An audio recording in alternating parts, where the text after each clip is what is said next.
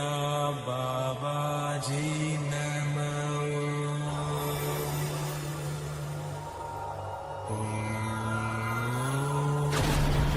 Kriya Babaji Namo. Om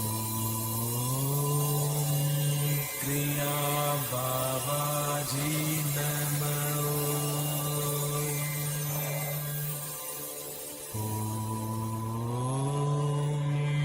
Kriya Babaji Namo. Om Kriya Babaji Namo.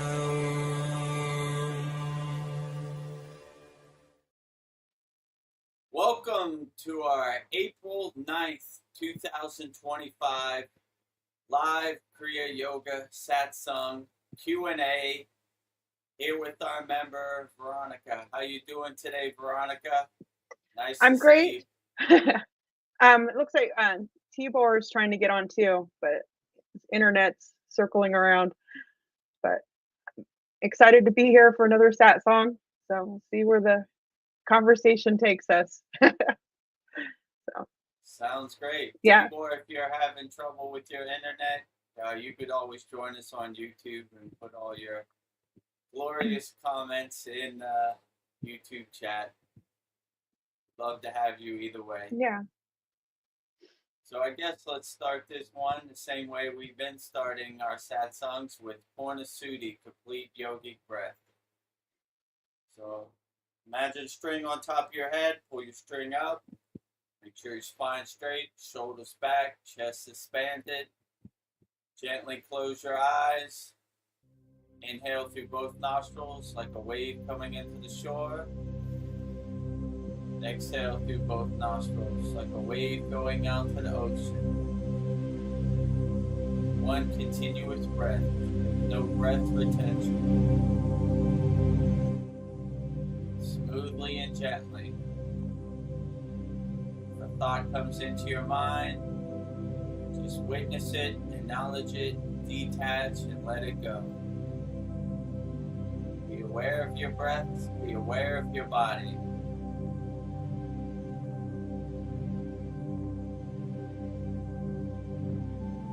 One continuous rhythm. Breathe in the new fresh air through both nostrils. Breathe out the old stale air through both nostrils. Keep your awareness on your breath. Become one with your breath.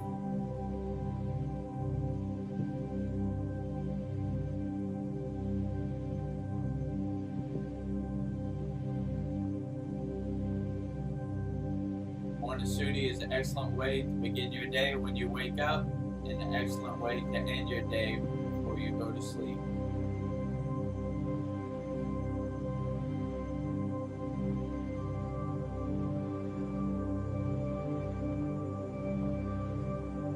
A few more breaths. Inhale through both nostrils like a wave coming into the shore. Exhale through both nostrils like a wave going out to the ocean. Be aware of your breath, be aware of your body. Become one with your breath.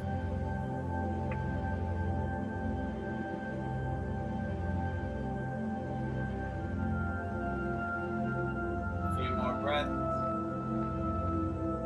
Inhale the new fresh air through both nostrils. Exhale the old stale air through both nostrils.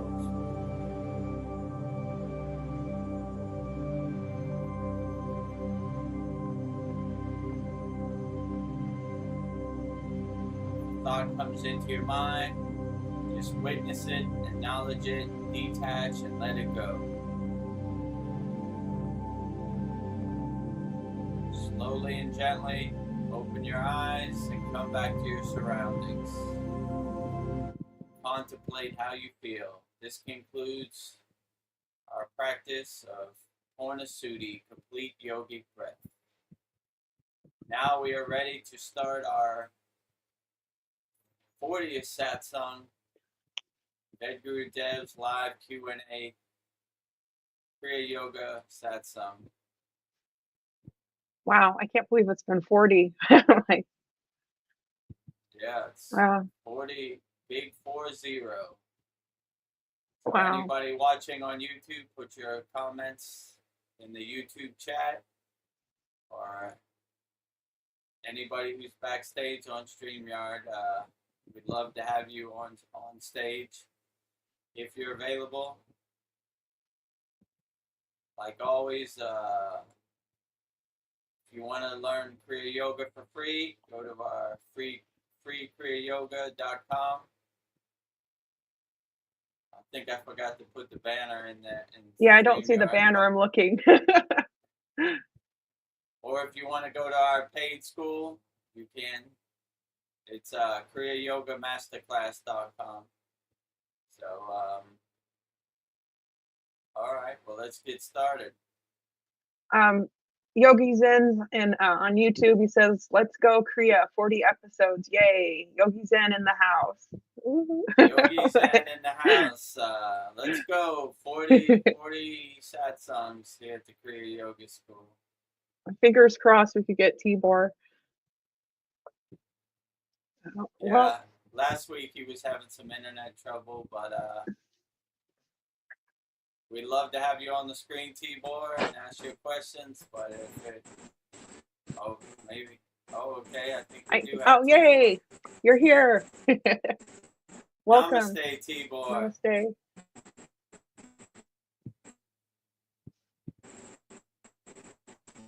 Well, I've been really focusing on my the pranayamas, doing all the breathing exercises, and I'm noticing like just doing the breathing, I feel like my thinking's clearer, and having less problems breathing. So I'm just gonna keep working on it. But I was thinking maybe mastering your breath's like the key to everything. So I don't know, maybe that's why I've been having so many problems with my breathing, to like force me to look into that. But I don't know, I feel like the breathing's like the most important thing for me right now. So yeah.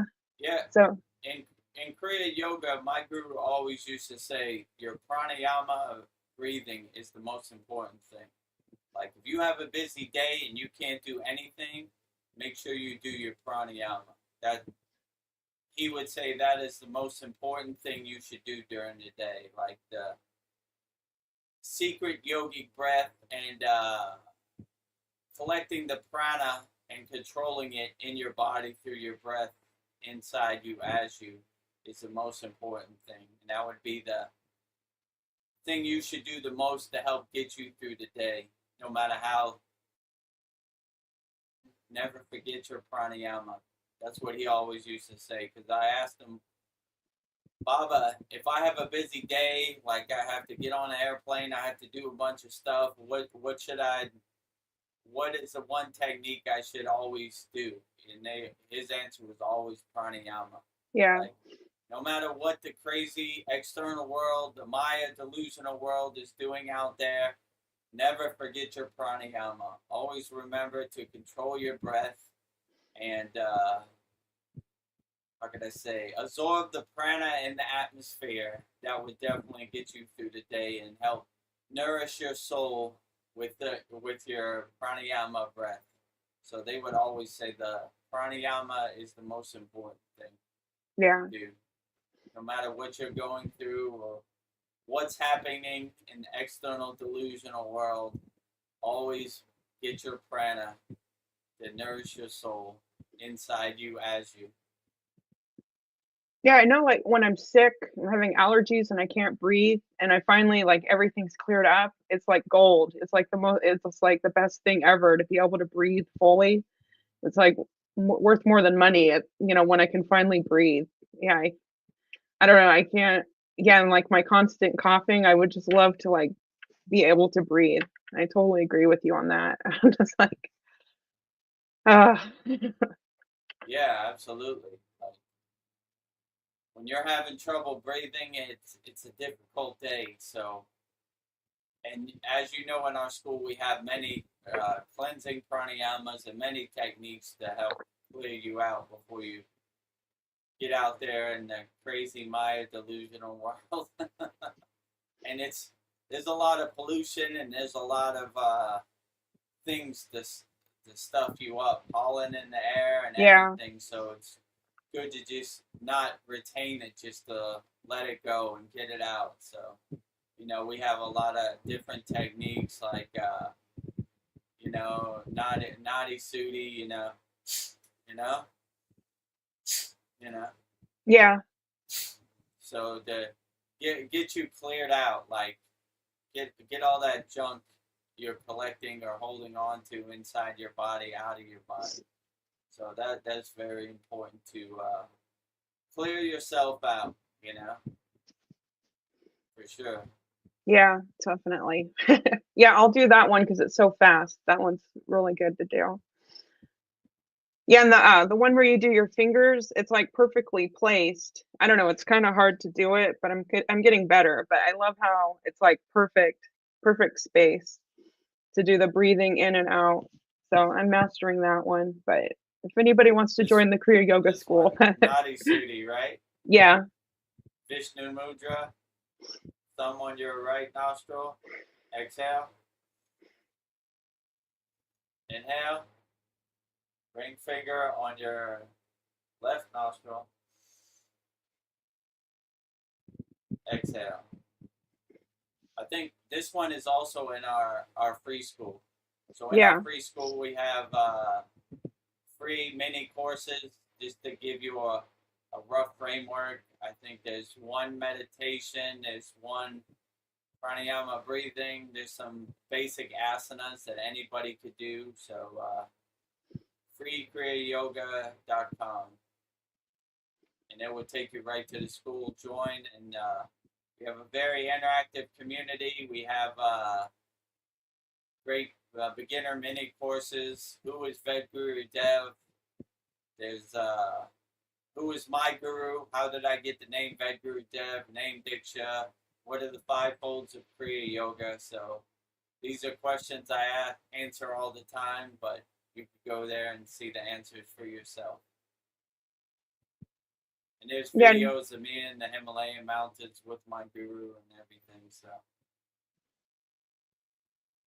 yeah. And if anybody wants to call you, they can. yeah, you could book a call with me. Let's try to overcome whatever problems you're going through in the present moment together. So you go to Kriya Yoga Masterclass and click on the book a call, pick your time on the schedule. Yeah, also right now we have a promotion, 50% off, Kriya Yoga School Masterclass, $50 per month, $250 per year. So it's a good promotion. We have a lot of value inside of our Kriya Yoga School. So sign up, tell a friend. Love to see you in there. I'll coach you. I'll walk you through all the steps. I'm available anytime. So join the kriyayogamasterclass.com.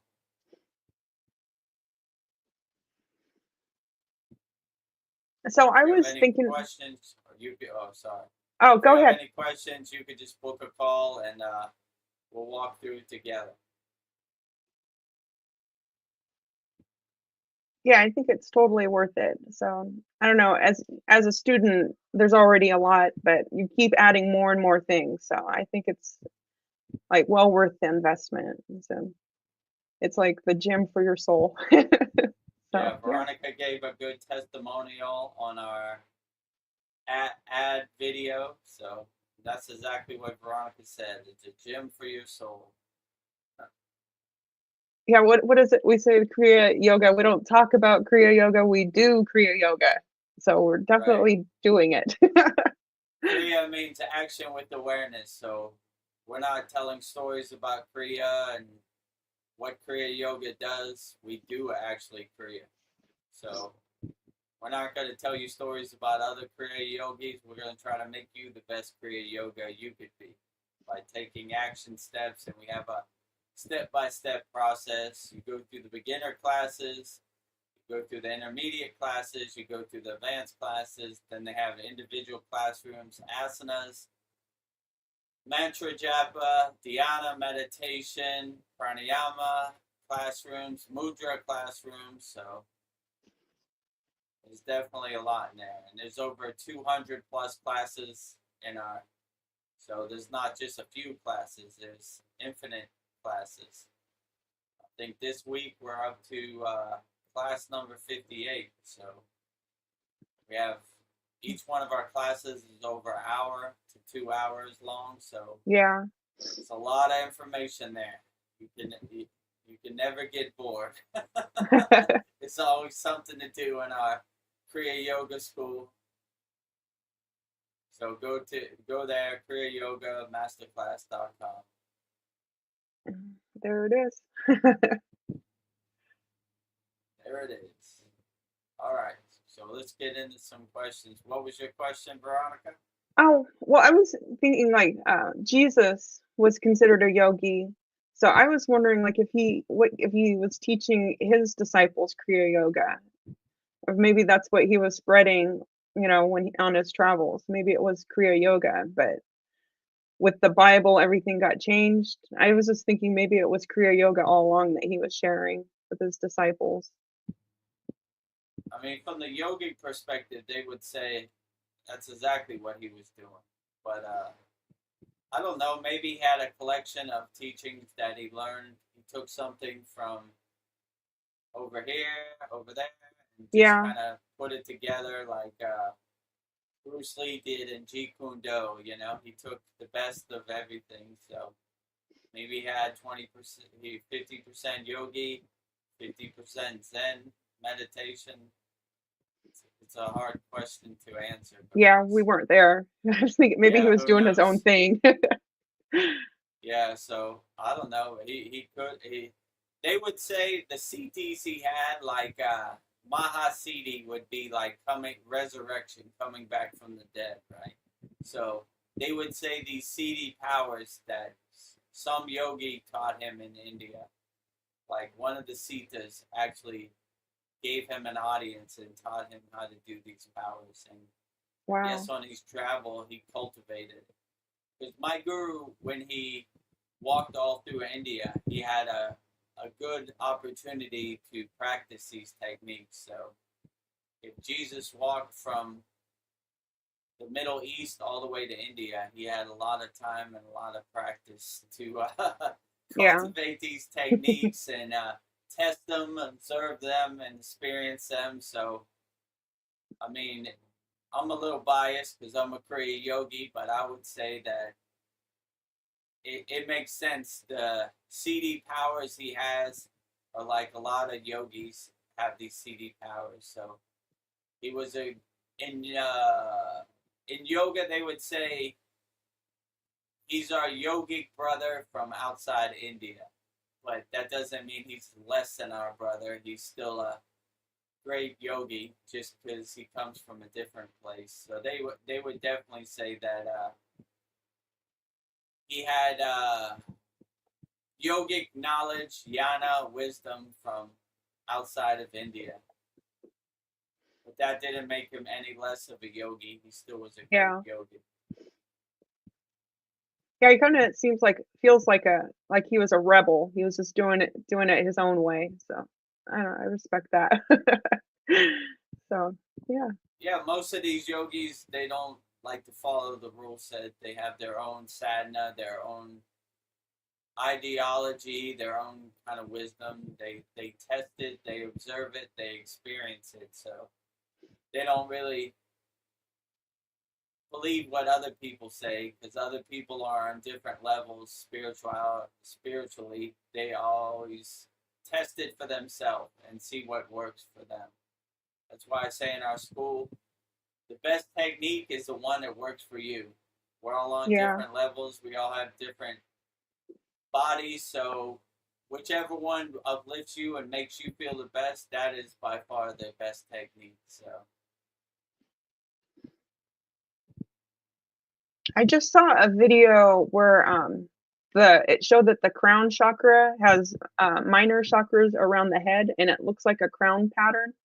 So I think that makes sense that it looks like it looks like a crown when your crown opens up. And I was thinking like Jesus wore a crown of thorns, and you'll see pictures of a lot of the gods and deities, and they're wearing a crown, or they have like a halo with uh, it looks like, like sunshine coming out of their head, like a halo.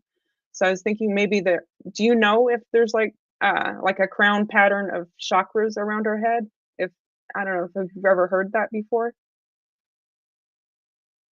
I mean, maybe I never really thought about it. Like the way they would say it from a yogi perspective, they would say like your crown chakra is like a golden sun with like 108 petals of like violet or like rainbow kind of bordered around it. So like, yeah, I guess in the middle of the crown would be the sun, and around it would be the border, or like the bands holding it around the crown. Yeah.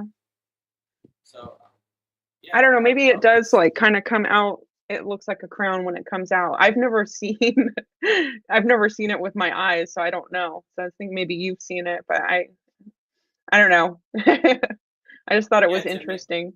Me, it looks more like a 1,008 petal kind of sun, kind of bordered with like a bunch of rainbow and like violet petals around it. Oh wow. So yeah, but as far as like chakras around it, I don't think there's chakras around. Okay. It. I mean, they would say outside the 7 chakras, there are other chakras, but there's no need to. It's enough work just cultivating the 7 chakras. Yeah. So you don't. You more want to stay inside your body as you. You don't want to try to go outside your body. So yeah, until I experience it, I don't know. I'm like, so. Yeah, I mean, there's a lot of stuff they say, but I would just say like, just do your inner work inside you as you. You don't really. You got enough work inside you as you. You don't really need to go outside yourself or travel outside yourself too much. I was curious. I don't know. Maybe you can talk about the sutras of Pangelea. How do you say it? Patanjali. Why is it important, and why do I need to know about it? The Yoga Sutras of Patanjali is important because Patanjali was a great yogic scholar, and he observed these, and these are what he came up with. The yamas and the niyamas, and these are basically kind of rule sets to kind of live your life by. Like ahimsa, non-violence. Non-stealing. Just a good kind of. I guess it's like the 10 Commandments for yogis. Like okay. A good kind of rule set, guidelines to kind of live your life by, where you can never go wrong. And my favorite thing about Patanjali is when he starts the Yoga Sutras, he says, "And now yoga," right?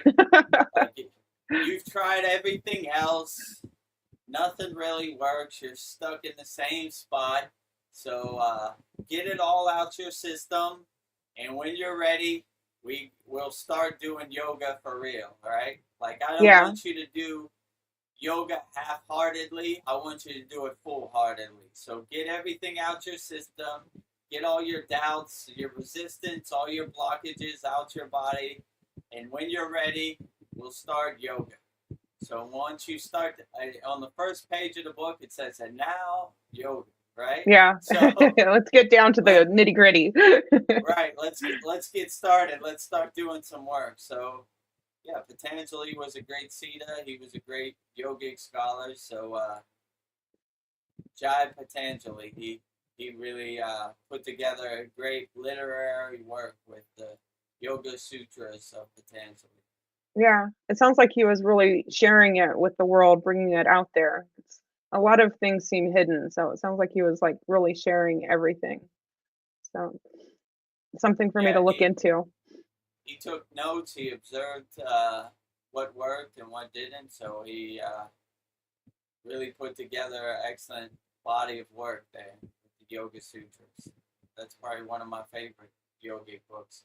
But Yeah, this okay. is a good book because, like I said before, there are a lot of stories about how to do yoga or what happens when you do yoga, but no one really breaks it down. In this book, he really breaks down the yamas and the niyamas and how, from his perspective, the best way to practice yoga. I'll definitely look into that. Let me see. Like I've noticed like a lot of women, they're like partnered up with their gods and I don't know, the women that are partnered up with their partners.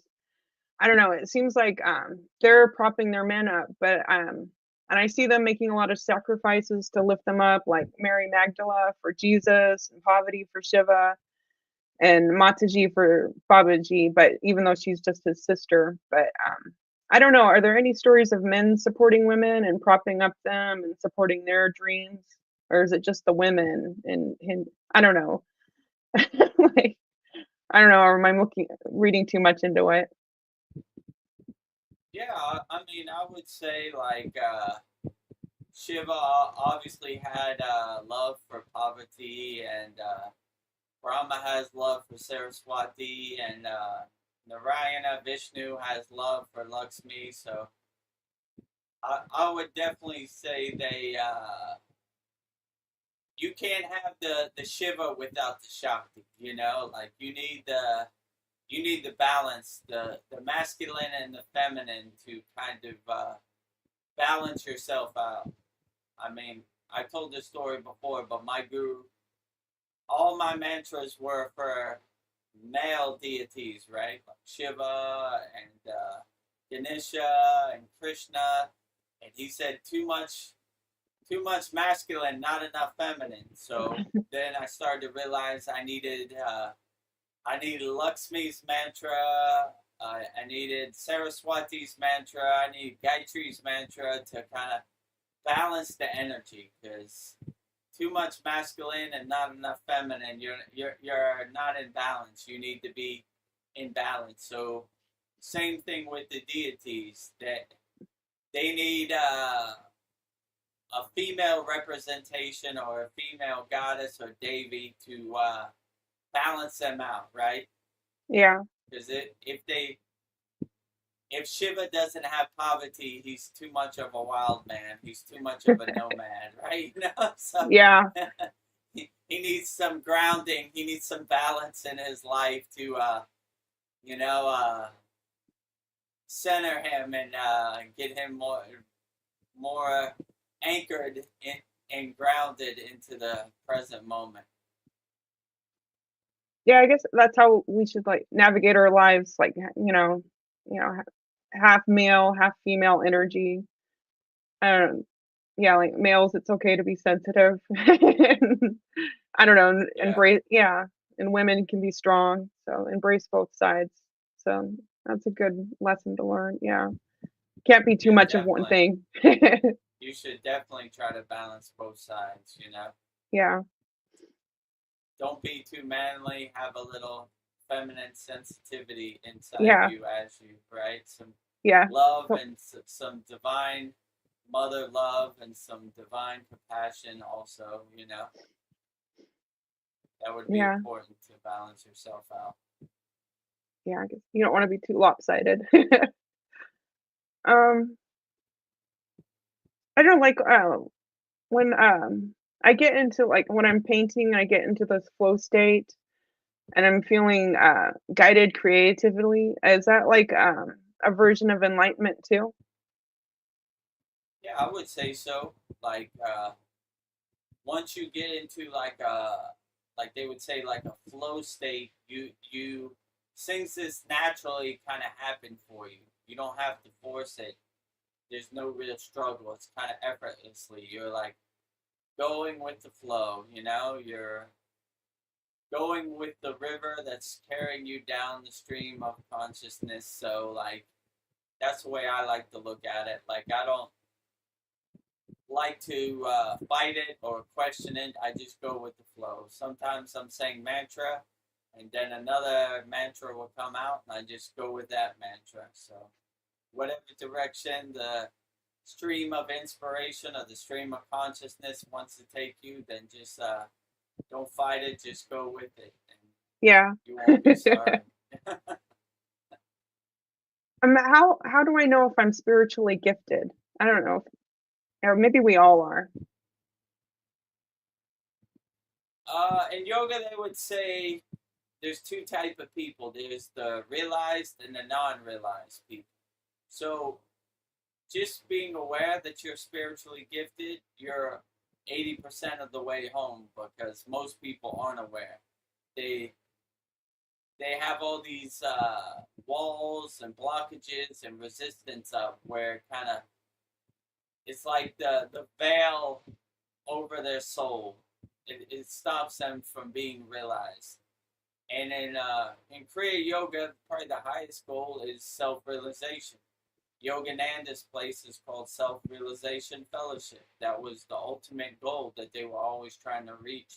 Like realizing their inner self, realizing their soul, realizing their higher consciousness. So just by realizing you have gifts, that you're pretty much all the way there anyway, because most people aren't realized. There's so much distractions and Maya and delusion out here in the world. It's hard for people to realize their true gifts, you know.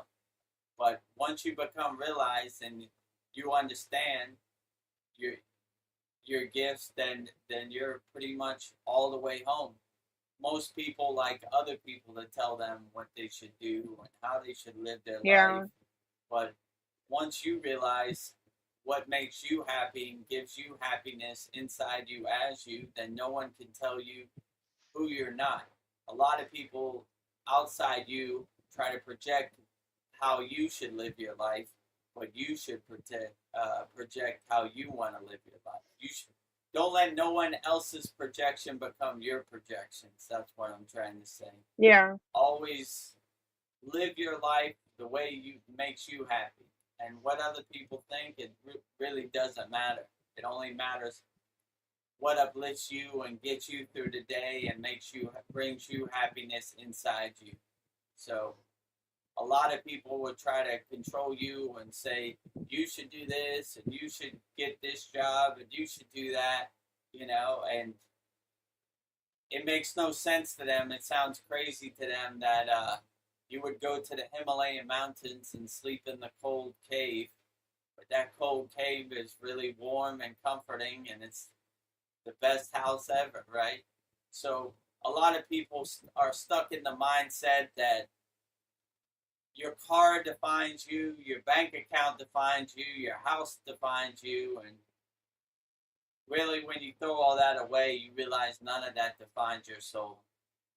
It's not like when you go to heaven or the astral plane, God asks you, how many zeros do you have in your bank account? That doesn't matter at all. Yeah. So, yeah, it's when I was nonsense. in the Himalayan mountains, they never talked about money. They didn't care anything about any of that. Like, it had no meaning to them. It was almost like a joke to them. Like, oh, this guy thinks he's cool because he has a car wherever he came from. We don't care nothing about that. That has no meaning here, right? You can't drive a car up the Himalayan mountains. So it's almost like junk to them. Like, yeah, what do I need this? you wasted all that money on a car. You can't even come up the Himalayan mountains. How does that serve you right now? It doesn't. So it's good when you get up there. You kind of shed all these preconceived notions, like I am my bank account or I am my car, and you realize none of that serves you up in the Himalayan mountains in the cave. So, and you begin to really open your eyes because you in yogic texts they would say 99% of the people are sleeping with their eyes open. They're kind of zombies walking around thinking they know the secrets of the universe, but they really don't know anything. So once you start to really open your eyes and really experience your inner happiness, no one can really kind of sell you happiness. And that's the realization they really don't want you to come to. Yeah. Like, if you buy this iPhone, you're going to be more happy. Well, I already have happiness, and you're trying to sell me something that you don't have. Because only person that has my happiness is me. So I realize happiness is inside me as me. When you tell people that, they're trying to sell you stuff. They just want you to just walk away, right? We can't do anything with this guy. He's already come to that realization. So let's try to sell our junk to somebody else. Yeah. So I don't, when I, yeah, yeah. go ahead. No, I was just going to say, when I feel your energy, you feel like you're really free. You feel like you're being your true self. And I don't know, a question I've had for you for a while is like, why do you love Kriya Yoga so much? And when was the moment that you knew that this is all I want to do? When was that the moment that like this is that it just clicked for you? Well, why I love Kriya Yoga so much, because it really transformed my life. Like, it's not like a catchphrase or like a hook. It really did transform my life, because I was totally lost before I got on the path of Kriya Yoga. I was totally consumed. I thought I was a big shot, a big guy, because I had this car, or I had this amount of zeros in my bank account. So it really helped awaken me to the true purpose of life, or my true inner nature. So that's why I love Kriya Yoga, because it basically woke me up and gave me a total 180, like from where I was to here. That's why I say if I could do it, anybody could do it. Because I was the worst Kriya yogi ever in the history of the universe. So I'm like the poster Yeah. of like of somebody who could do Kriya yoga. Like, if I could do it, anybody could do it. Like, I'm no enlightened being. I wasn't born into a yogi family or anything. So I came totally. I was totally 100% off the path of Kriya yoga, and to really turn myself around and get on the path of Kriya yoga, it's a true blessing. So I kind of feel like Kriya yoga is, in my case, like better than winning the lottery. Because if I won the lottery, I would just spend that money. But Kriya yoga is like lifelong tools that you carry with you forever. So no matter what happens in the world, I feel with Kriya yoga, I have the tools to overcome any mountain that is presented in front of me, any river or any valley. No matter what I go through in life, I keep a equanimity perspective, and I can overcome anything with the practices of Kriya yoga. So that's why I love it so much. Like, if Babaji can help me and Kriya yoga can help me, then it could help anybody. Because I'm no special person. I'm just a regular guy on the path of Kriya yoga. So I'm a testament. If I could do it, anybody could do it. And all of our members in our Kriya yoga school are testaments too. Like, I'm sure all of our members have doubts in the beginning, like, what is this Vedagurudev talking this woo-woo mystical stuff about Kriya yoga? This don't work. It never works. And then you get a glimpse, or you get a little vision, like, oh, wait a minute, I feel pretty good today. Yeah. Like, this kind of does work. That little Purnasudi complete yogi breath that I just went through it really did help uplift me. I remember when I went to Sri Lanka and I got initiated in the Kriya yoga, I was like, come on, this don't work. I don't even know why I'm here. This is a waste of time. Like, this is only for hippies and tree huggers. They don't, in California, they don't know what they're talking about. Then you get like a glimpse of the benefits of Kriya Yoga. You're like, wait a minute, there's something here. Like, this is, oh, I never felt like this.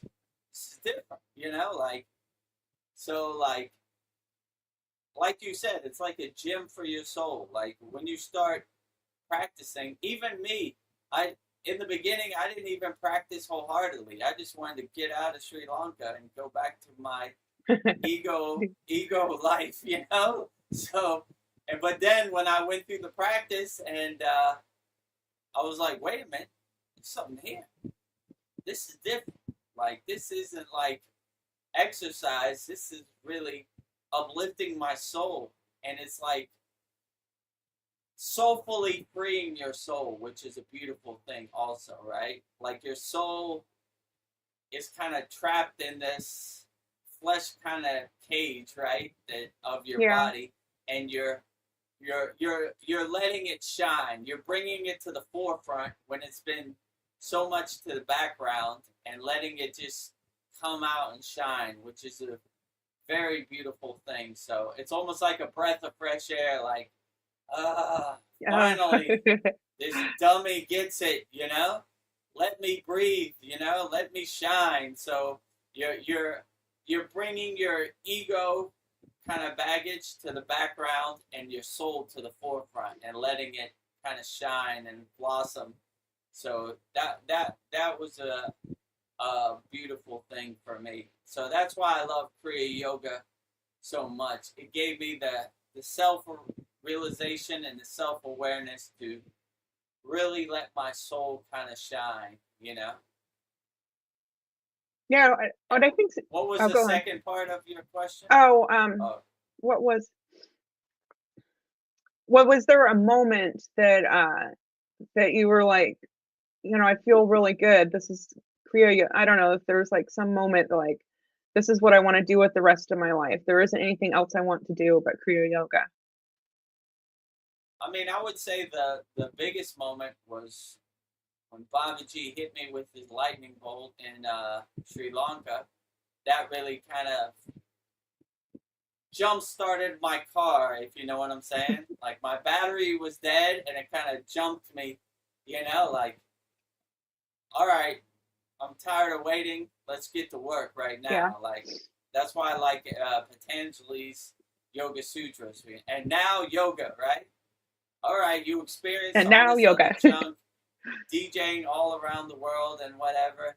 Now we're gonna get to real work. Okay, Babaji, let's work. You know, so that was probably the most profound. But in hindsight, when I look back at that, it was more that I was so, all my chakras were blocked, all my nadis were blocked, my kundalini was not awoken, it was definitely asleep, so it kind of gave me the vision and the insight to see what was kind of possible. And so that was probably the moment I felt the most click. But I would just say, like, it was more gradual. It just felt good every day. So I didn't really have any expectations like, I'm doing this because I'm going to get to this place. It just made me feel good, and it uplifted me every day. So that's just why I kind of did it. And it's never lied to me or taken me in the wrong direction. It's always been a truthful, kind of soul-freeing kind of journey, I would definitely say. And I just enjoyed how it made me feel. Like, when you're a Kriya yogi, you don't get out of bed like, oh man. You get out of bed like, woo, today we're going to do the full wheel pose, you know? To other people, that might look strenuous or struggling, but to me, it was like, oh, yes, today is Thursday. I'm going to do the full wheel pose, you know? So I just enjoyed it. And when I went and did like normal daily activities, I missed my meditation cushion, and I missed my sadhana and my yogic practices. So it's been a gradual kind of journey. I wouldn't say it happened besides Sri Lanka all in one time. I would just say it just made me feel good every day. So that's why I continued, and I wanted to see how far it could take me and where this path led me. So I would definitely say that I went into this. When I went up the Himalayan mountains, I asked my guru, I was like, Baba, what advice do you have for me? I'm not a mountain man. Come from Miami, Florida. I come from Thailand. I'm a tropical, non-mountain, cold weather kind of guy. What advice would you have? He said, the best thing he said, no expectations. Because if we have expectations, we'll get disappointed. But if we have no expectations, we can never be disappointed. So I always kind of kept that perspective, even with Kriya Yoga. Like, I don't really have any expectations. I don't really have any goals I'm trying to reach. I'm just doing my inner work and seeing where it leads me. So that would probably be the best thing I would definitely say. Like, it's been a blissful kind of journey, and I like how it makes me feel every day. And I just go with the flow and see where it takes me. And it's never really led me astray. You know, there's good days, like my guru would say, peaks and valleys, Vedagurudev. Peaks and valleys. There are good days and there's, I wouldn't even say bad days. I would just say not as good as the previous day. Yeah. Because as yogis, we try to live in equanimity. So there's no good or bad. You know, that's this ego kind of perspective. So I would just say, yeah, so I really didn't have no expectations. I just kind of went with the flow, and wherever it took me, that's where it took me. And it's never really led me astray. It's been a totally blissful journey from beginning to end, and there's been many mountains to climb and many caves to sleep in, and many adventures, let's say it, many yogic adventures that I still find hard to believe that I did Yeah. in the present moment. Like when I look back, I was like, how did that happen? Like a lot of unexplainable things, but I don't really try to make sense of it. You know, like I said in the previous Satsang, when I saw a fairy in the Himalayan mountains in the distance, I just said, cool, fairy. Just went in my tent, went back to sleep, or went in my cave and went back to sleep. I didn't try to make sense of it. I didn't try to touch it. I didn't try to go near it. I just said, cool, you know? Yeah, you don't get attached to it. Yeah, I wasn't attached to it. I kept my normal sleeping schedule. I didn't try to write a book about it. I didn't try to do anything. I just said, that's nice, you know? I know what's interesting about you is like you were very successful as a DJ. You had money, you didn't lack for anything, but it sounds like the happiness you feel as a yogi doesn't even compare when you did have all, the material wealth. That is like maybe like the inner wealth is more valuable than all these things that we think that are going to make us happy. That I don't know, it makes me like believe you, because like why would you give up, your extravagant life to be a yogi if it makes you feel so good? I totally understand. But yeah, that's just, I don't know, I think it's crazy if people think that money is going to make them happy, but I think it's more of an internal thing. Yeah, like they would say money is just like trying to hold water in your hand. It's a fleeting kind of temporary happiness that your mind tricks you into thinking you need. But like I said before, in the Himalayan mountains, no one talks about money. They don't even care about it. It's not even a thought. Like they realize the true happiness is inside you as you, not from some temporary fairy dust paper money. You know? Yeah. So they don't care about it at all. So, and I think that's a blissful kind of perspective. I really enjoy the Agori kind of renunciate sannyasi kind of path where they just kind of renunciate the whole Maya delusional world and kind of do what makes them happy.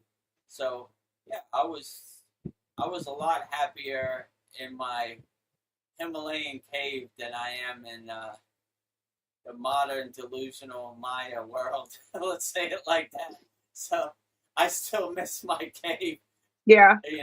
I know I could visit my cave, just close my eyes and go to my Himalayan cave, but still, I enjoy the physical aspect of it. So to other people, that would sound terrible, right? Like, how can you sleep on a bunch of rocks in a cold Himalayan cave? But to me, it was absolutely blissful. I probably got the best sleep I've ever gotten in my life, just sleeping on some rocks in a cave. Yeah, I'm home.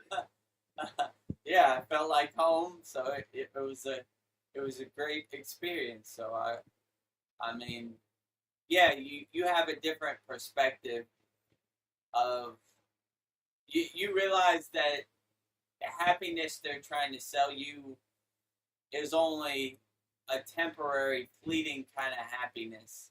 Real happiness is when you're happy inside you as you, who you are, and no one can tell you what happiness is because you experience real happiness and you know real happiness inside you. So if somebody says like, buy the new iPhone 59, it'll bring you happiness, you know that's just a subconscious marketing tactic, right? Like, Yeah. this piece of plastic or metal can bring me happiness, you know? So yeah, so you realize the real happiness is inside you as you. Oh, Sandy had a comment. She's like, "Hi guys, I'm such a hermit. My home is like a cave." I agree. I love my home. And Yeah, exactly. Like, when you're at home, I I don't want to go out. When you're always in your happy cave or your happy home, then it's always,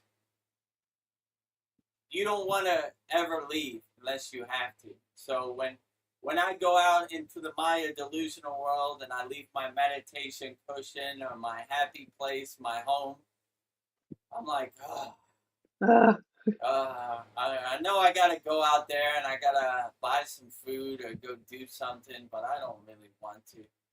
I wish I could never leave this happy place. And then when you go out there, especially where I live in Thailand, it's this total traffic chaos, motorcycles driving every which way, and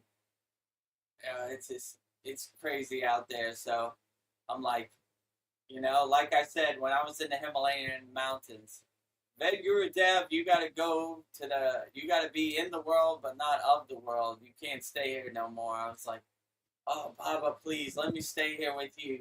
I just want to be in the cave. yeah. He's like, I was like, oh, my God, there are animals down there. They're monsters, they're crazy, like,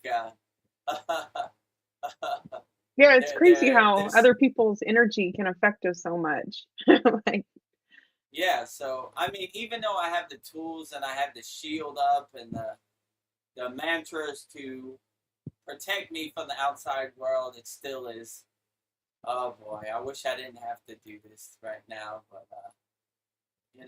like Patanjali says in the Yoga Sutras, the line to God is not a straight line; it's a zigzag. So yeah. you fall off. There aren't too many zigzags in the Himalayan mountains. Let's say it like that. But there are a lot of zigzags down here in the external Maya delusional world. So Well, Sandy's connecting to what we're talking about. She says that I am an introvert plus on the spiritual path. Connecting to the spirit team is wonderful, never boring. I agree.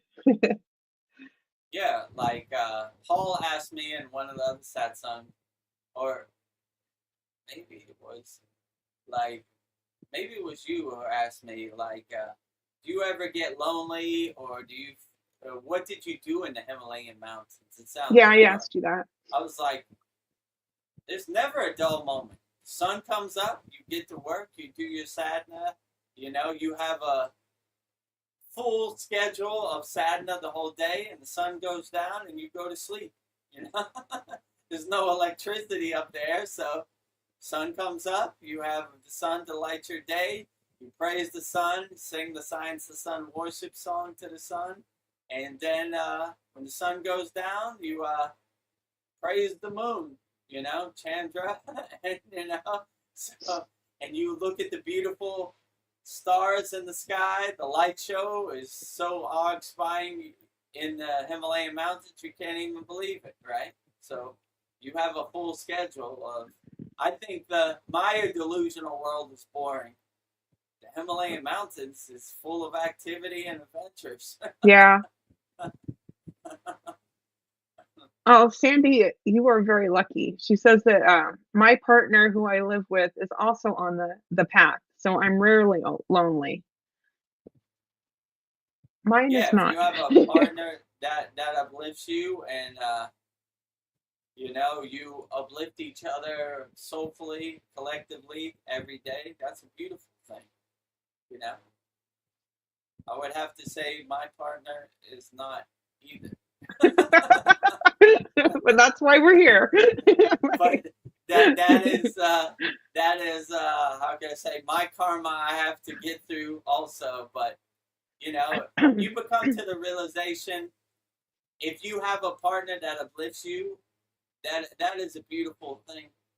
But if you don't have a partner that uplifts you, then it's, how can I say, it's a solo kind of sovereign journey you got to take alone. So I came to the realization, if my partner doesn't realize my path, it's not meant for her to realize it anyway, right? It's more between me and God. So if you have somebody that realizes your path and uplifts you and is spiritual like you, then it's a true blessing, right? Yeah. Because two is better than one, that's for sure. Or join the Kriya Yoga School and meet like-minded people, and you won't be lonely. Yeah, exactly. If you join the Kriya Yoga School, we have like-minded people that uplift each other, right? And, Yes.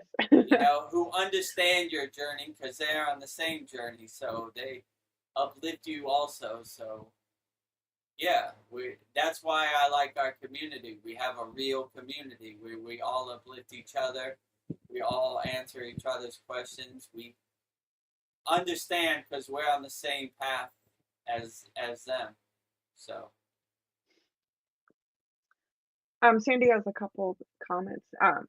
Sandy, I do a lot of music healing, was drumming to Shiva Banjas yesterday, and took till my 40s to have this kind of connection. I agree with you, Sandy. It took me into my 40s also. Yeah. So sometimes your timing is. I'm glad it took me into my 40s to get on the Kriya Yoga path, because if it happened to me when I was 15, I would have totally disregarded it and took it for granted. And so in yoga, they say we have divine timing, and everybody has their divine timing. So I have a 15-year-old daughter, so she's not on the divine timing yet, but indirectly we raise the vibration and let her experience the divine vibrations. But when her timing is right, then she'll realize the yogini path of Kriya Yoga. But yeah, I would definitely say that it takes a while, but when your divine timing is right, then you will realize the path. I guess when I got on the path of Kriya Yoga, my timing was right. It happened at the exact time. If it happened too early, I probably would have missed the train, if you know what I'm saying. Yeah. So I was glad I got on the train when I got on the train, because I might have been lost in the another reincarnation cycle doing the same stupid things I did in the previous reincarnation cycle and over and over and over. So I'm glad I was able to pivot and change course and into my 40s and get on the path of Kriya Yoga before it was too late, right? Yeah. And what she said about music, I agree with you. Music is very uplifting and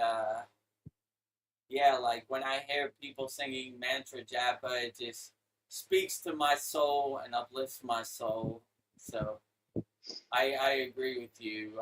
Shiva plays the drums.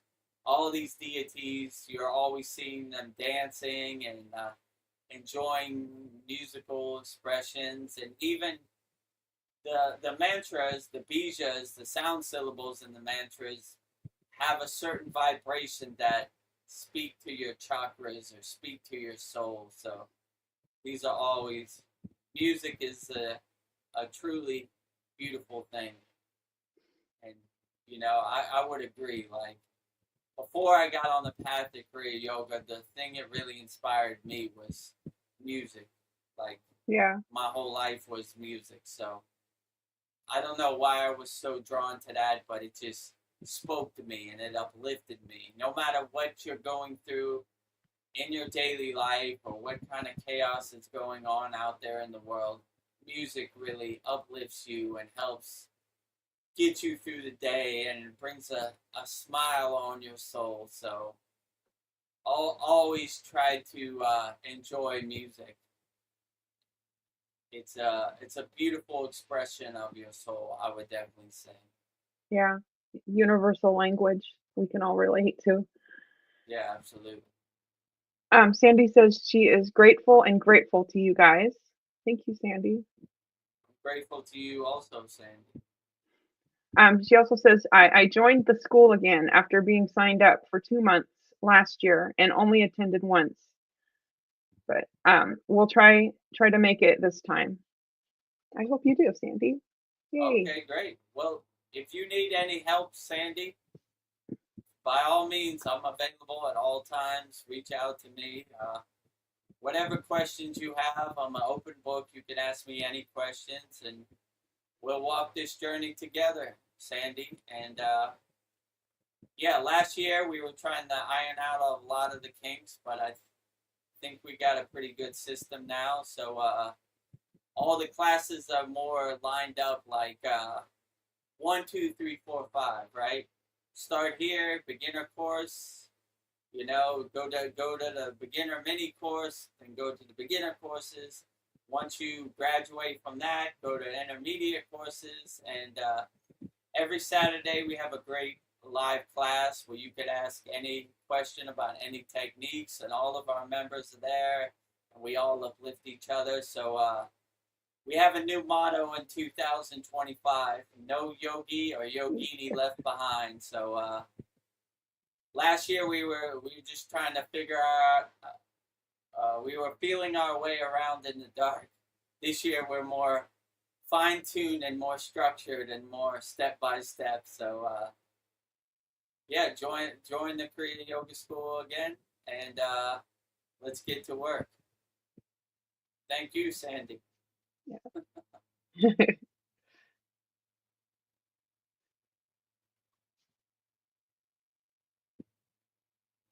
A question I had, I think you just answered. I was thinking about what heals your soul. Maybe it's like being your true self. That you were talking about how happy Kriya Yoga has made you. I don't know. What do you think heals your soul? Just letting your soul shine and letting your soul be free. My guru used to say, your soul has a bunch of boxes in front of its door. Throw away all those boxes and let your soul shine. And I always like that kind of visualization. Like, I got all these mountain of boxes in front of the doorway to my soul. My whole life I've been blocking my soul with a bunch of distractions and junk that really don't serve me. I'm going to put all that, throw that all away. I'm going to put it in the background, and I'm going to bring my soul to the forefront and let my soul kind of shine. And it's almost like a breath of fresh air when you let your soul shine, like, Ah. you know? Oh my God. Yeah. Yeah, What let a it breathe. beautiful thing. Yes, let your soul breathe and let it shine as bright as it can. And don't let anybody tell you what you should do. You let your soul shine and you Yeah. can never go wrong. So it's almost like my guru gave me a visualization. He's like, most of these people that are non-realized, even if you open the cage door, the bird would not fly free. Don't be the bird that loves its cage. Be the bird that loves to fly in the sun and be free. So I always have that kind of perspective. I want to be a free bird kind of flying around. I want to let my soul be free. I don't want to let people tell me how I should think about my soul. I'm going to figure it out for myself and let my soul shine as bright as it could be. So that's basically what I would say. That's Sandy. Shine bright stars. Yes. Shine bright. Let your soul shine as bright as possible. Absolutely, Sandy. Don't hold it back. Don't try to block it. Let it shine. Yeah. Don't put me in a box. Like, open that cage door and be a free bird and fly as high as you can. Fly high, bird. Fly high. Right? Fly as close to the sun as you can. Don't worry about it. Be great. Always. Free bird. I don't know. This is a question. I don't know. This is like your imagination, but do you think Kriya Yoga is practiced in other realms or just this reality because it needed it? Well, this is a good question because Yuktaswar told Yogananda when he ascended to another realm that he still keeps up his sadhana. Oh. It really helped him to ascend to that realm. So I would say that once you get on the path of Kriya Yoga, you don't ever want to stop. This realm or no realm, right? So yeah, these are lifelong, hopefully many incarnations you carry with you. No matter what realm or dimension you're on, you have the tools in your toolbox to get you to the highest state of bliss, no matter what incarnation or what form you're in, or your energy always has the tools to uplift no matter what realm you reach. So I always like the visualization they say in yoga, even if it's the end of the world, don't let nothing shake your samadhi, right? So I always have this visualization of the chaotic world, like pew pew pew. Yeah, you're like, and the yogi is just always in samadhi, like, right? Like you have your shield up, and it can't penetrate your shield. So no matter what, you're always in that deep state of samadhi. So like that's the visualization I always like to have, right? So yeah, so nothing can really bother you when you reach that state of samadhi, and you try to integrate that state and make it a permanent state throughout your daily life. That is the real magic of Kriya Yoga. So I find it hard to believe that enlightened beings like, let's say, Babaji, Yogananda, Yuktaswar, Lahiri Messiah stopped their daily practice when they reached wherever they reached. Yeah, hopefully they keep going. They're going even harder, probably, I would say, because once you reach the mountaintop, my guru said, I was like, Baba, once we reach the top of the Himalayan mountains, what do we do? He says, keep going. So same thing. once they reach that higher realm, they keep going, you know? More higher realms, more sadhana to do. And it's a good confirmation, because once you reach that, you're like, oh, this definitely works. And I'm going to do it as more and more as possible, you know? So, what do you think high frequencies do to the human? Because we keep going higher and higher. What's it doing to the higher our frequency? What's happening to us? It's just, the higher frequency you reach, it's more like sweet, uplifting music to your soul. Like, it gives you good confirmation that you're on the right track. It's a good signpost that it's a good breath of fresh air that you're on the right track. So I would say it's just a inner kind of tingling or spidey sense that you're on the right track. And once you feel that, my guru used to say it's like trying to hold water in your hand. You never want to let it go. So you're like, oh yeah, I got it here. Yeah, I got it. not letting it go. Don't fall out of my hand, you know? So you're always trying to maintain that permanent kind of inner happiness. So yeah, when you reach that higher state, I would definitely say that it definitely uplifts you, and you never want to kind of let it go. You always want to keep it.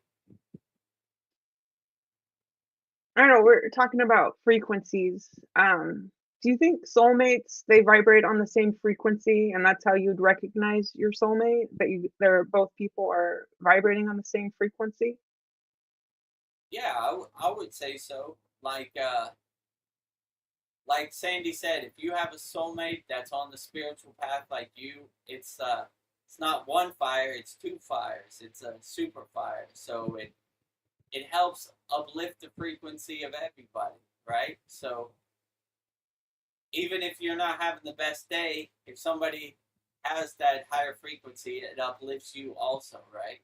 And it's Yeah. kind of a inspiration that you need to get back on track. So I would definitely say if you're vibrating on the same frequency as your soulmate, then that is a beautiful thing, you know, to walk this journey together and uplift each other collectively is outstanding. Yeah. I know people are lucky if they find that. um, Well, I, yeah, whatever your journey is, just wake up with a smile on your face and embrace the adventure. 1, 2, 10 million people, it's always great. yeah. Sandy says, personally, since my overall frequency vibration raised, I was freed from depression, and my psychic gifts also opened up big time. I'm still in awe. I'm in awe. Wow. Yeah, in our interview, you asked me what gives you awe. I said everything. Yeah. I listed off a long Yeah. 20 I was in minute awe. list of everything. I was like, what doesn't give me awe? So, yeah, I would definitely say, like, when you raise yourself to a higher vibration, the lower vibrations don't resonate with you no more. So stuff like depression and anger and guilt and jealousy just seems like trash to you. Like it's almost like watching a horror movie that you don't resonate with. Like, oh my god, anger.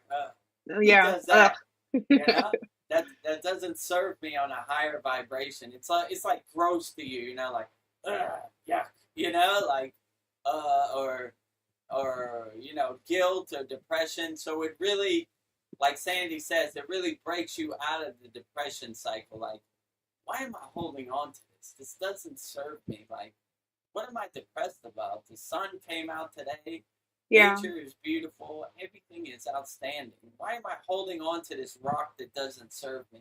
So you begin to shed these lower emotions that don't serve you in the present moment, you know, that you can't relate to, you know, like, how can I say, if you're on the spiritual path, you can't relate to somebody who uses drugs, you know, like, I have the highest drugs of all, right? Yeah. A divine oneness with God. Like, why would I poison my body with that junk? It doesn't. You can't relate anymore, right? So like, that's why if you have a partner, it's important that they're on the same, because they can relate, right? But like, yeah, you just begin to realize that these lower vibrations don't serve you anymore. Like, you when you used to be fearful, now you realize it doesn't serve you, and you're just fearless. Like, all right, whatever's gonna happen, that's what's gonna happen. And what how does it serve me to be fearful about something that hasn't even happened? So Yeah. like, you begin to shed these lower emotions, and you begin to look at them like they kind of stink, and they're kind of gross, like depression. Yuck, right? Get out of here. Like, it's almost like sleeping in a trash can. Why would you want to sleep in a trash can? So you begin to take that trash out. It doesn't serve you no more. Like, like, all right, maybe this was something I had to go through, but it doesn't serve me anymore. So you kind of look at it back like, remember when I was in jail in that depression cell? Yeah. Boring junk, Boring. So gross, it Yeah. stunk, So you don't want to go back to that. You're happy you kind of broke out of that state that didn't serve you anymore, that kind of mindset. So yeah, I would definitely say, like, when you get on a higher vibration, you can't relate to lower vibrations. It does. It's almost like trash or junk to you. Yeah. I don't know. Sandy also says that I get raising her vibration. She also feels truly happy. And then among many things, he introduced me to Yogananda. I think she's referring to her partner. Oh yeah, well, Yogananda is the greatest. I mean, Yeah. thanks to Yogananda, in the Western world, we have yoga. If it probably wasn't for him, no one outside of India probably would have heard of Kriya yoga or yoga in general. So, but we're all on this path. My guru used to say, like, all the blessings, Jai Yogananda. Because if it wasn't for his book, Autobiography of Yogi, or him coming to America, then 99% of the people wouldn't be on the path of Kriya yoga, probably let alone yoga, So it's all the glory to Yogananda, because he took Babaji's message and spread it to the world. So that's a beautiful thing. And Yeah, I think Yogananda. when they had those fires in Pacific Palisades, Babaji protected his sacred space. Yeah. I don't know how that's possible, but everything else burned to the ground, ashes, lake shrine, still looking good. Still water, still flowers, still everything. So Babaji protects his sanctuaries. Yeah, that leaves me in awe. Like, wow. I am in awe about that. Yeah. And Sandy says thank you. So Thank you, Sandy. something else I've been thinking about is like Sanskrit. It's considered the language of the gods, and many of the words are sounds too, like Om, and maybe that's why I love doing the mantras so much, because I feel like I'm connecting to God. But yeah, I'm like, I really love mantras. I was thinking, oh, I wouldn't even think about it until a couple days ago. So yeah. Yeah, Sanskrit is a beautiful language, and it has beautiful sound syllables that Like uplift Om. you internally. Yeah, like Om. Like, Yeah.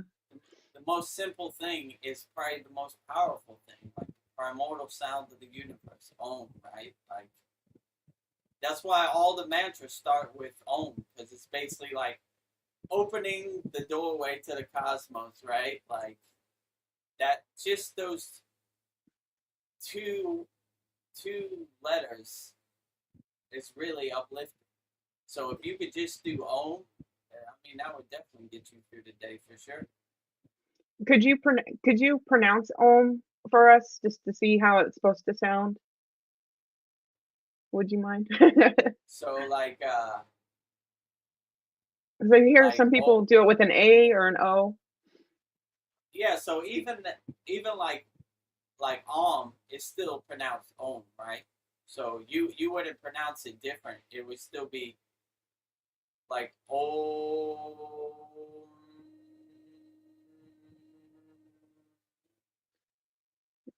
So like O, like O, like O. So like, yeah, just like that. Or I try to, when I'm just saying Om, I try to hold the Om, like the O as long as I can and the M as long as I can, right? So Yeah. when I'm more saying a mantra like Om Namah Shivaya, I would, I would say it less, right? So like Om Namah Shivaya. So like less, because you have a lot of other sound syllables. But if Yeah. you're only saying Om, you try to vibrate the Kind of Om, vibrate it. primordial sound of the universe, as long as you can. Om. You don't have any other words to fit in on that breath, so you just hold it as long as you can. So like the mantras you're trying to hold during the breath, so you would get the other bijas in one breath, but just with Om, you would just hold Om and vibrate it as long as you can. Yeah, and with Om, I don't even have to move my tongue. It's just like it just happens. I don't know. I don't have to like do. It's like really. I don't know. It doesn't take a lot of like verbal energy. I don't know if that's a. I just like Om. Like some words I have to move my tongue all over the place, and with Om, it's just my tongue is still. So I thought that was interesting. The simplest word is the most beautiful word. Yeah. The most beautiful sound syllable, the most beautiful bija, so. I don't know. Sandy says, I love singing curtains, bijas, mantras put to music. So grateful. Yeah, absolutely. Curtains, what is that? Bhajans, right? Yeah, so, yeah, curtains and bhajans I love also, right? Like, it's, people think I listen to music all day, but I'm just singing curtains and bhajans and mantras and uplifting songs to myself while I'm driving around. Yeah. So that is yeah, that's beautiful. Like when you really have like what they call bhava, which is positive feeling, or bhakti for singing these songs, they really resonate from your heart. Your heart chakra really opens up and expresses it, lets it all out. So yeah, it's great, outstanding. Yeah, Yeah, and mantras we're to like, music, or mantras by itself, or internal mantras. It's all uplifting and outstanding for sure. I feel like I'm like really connecting to God. I don't know, or source, like doing the mantras. I don't know, like just doing the Sanskrit sounds. I don't know, it just feels good. I can't explain it.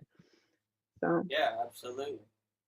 Yeah, singing these kirtans and singing bhajans are definitely outstanding. I enjoy it. yeah, and when when I'm I went up the Himalayan mountains, I was the bhajan song leader in front of the group. Vedagurudev, Gayatri mantra. Om boo boo ba swaha. That's That's why you think it's boring going up there, but it's really like a real adventure, and it's everybody singing, and like when you get to the end of the bhajan, and they're always like, "Hi, hi, Madev,"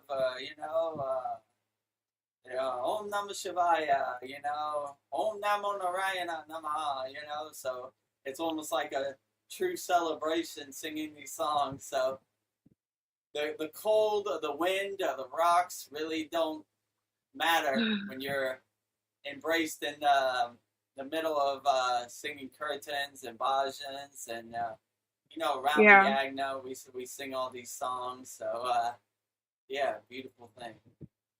Sure. And can you hurt yourself if you pronounce things wrong? Is it? I don't know.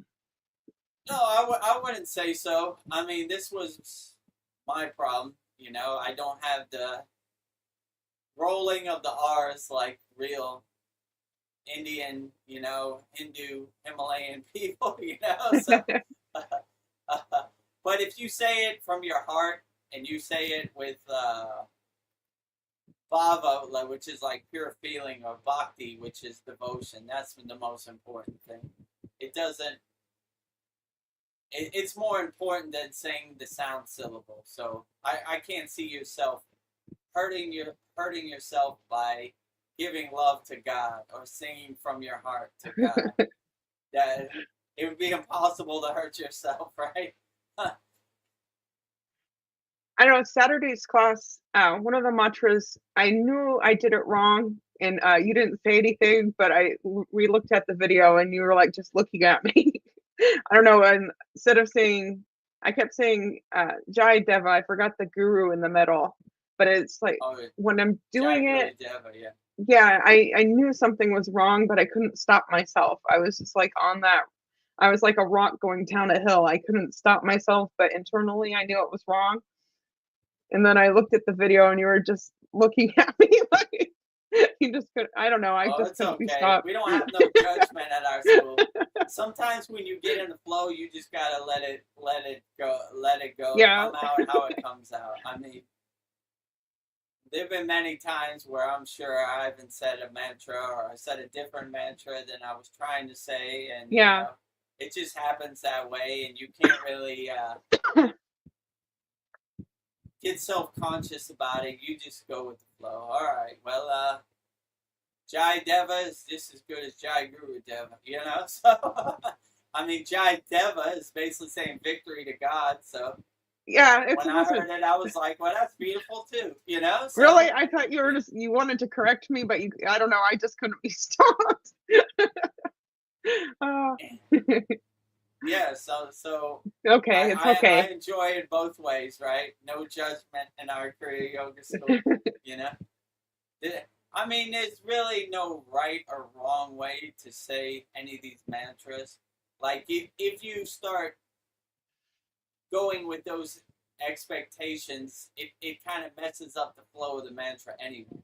So you just kind of let it come out the way it comes out, and that's the way it came out. That's the way it came out. So, I've been known to have that happen to myself also. So it happens to the best of us. Yeah. Just go with the flow. Don't really attach to any outcome, and just keep moving, Keep moving. I don't know, maybe at the end of the Satsang, I'll do that privately with you and just see if I redeem myself. But maybe it came out the way it was supposed to. You don't have to redeem yourself at all, right? Like, no judgment at all, Yeah. I'm judging myself. Our good friend Paul is here. Great. Namaste, Paul. He said, I did fall asleep waiting for Satsang. I'm going to hang out here on YouTube, LOL. You can join if you want. Okay, sounds great. Yeah. We enjoy all our people on YouTube, the same as we enjoy you on StreamYard. So feel free to ask whatever question you want on YouTube. Yes, Well, ask we're glad questions. you could join us, Paul. I was wondering. I was like, what happened to Paul? He's always here, Yeah, I was just like, okay, I'm gonna keep this show going. Like, let me see. Does karma give us freedom or a burden, you think? I mean, like I said before, I don't really kind of think about it. Yeah. Either way, like, it's just a byproduct that kind of burns off by you doing your sadhana. You know, like I don't really think as it as a burden or as freedom. It's just something that doesn't really cross my mind. You know, like I do the sadhana because it makes me feel good, and the byproduct of doing the sadhana, the yogic practice, is my karma's burned off, or I don't really attach to it. Let's say like if a tree falls in the woods and I didn't hear it, did it really fall? So that's kind of how I look at karma. Like, is there karma? I don't know. Is it around? I don't know. That's not really why I do my yogic practice. It uplifts me and makes me feel good. That's why I do my sadhana. But if it's a burden, then I'll overcome that burden. If it's freedom, then I'll enjoy that perfect freedom. You know. So. So I don't. So yeah, I don't really think about it like my my guru. How would my guru say this? He said, "Your karma is like 10 years ago you ate, 20 years ago you ate a cheeseburger." Vedagurudev, what do you got to say about that? I don't know. I did it. It happened, and I don't eat cheeseburgers no more. You know, so you know, I yeah. just keep it moving. So something like that. You know. So if nothing matters, what matters?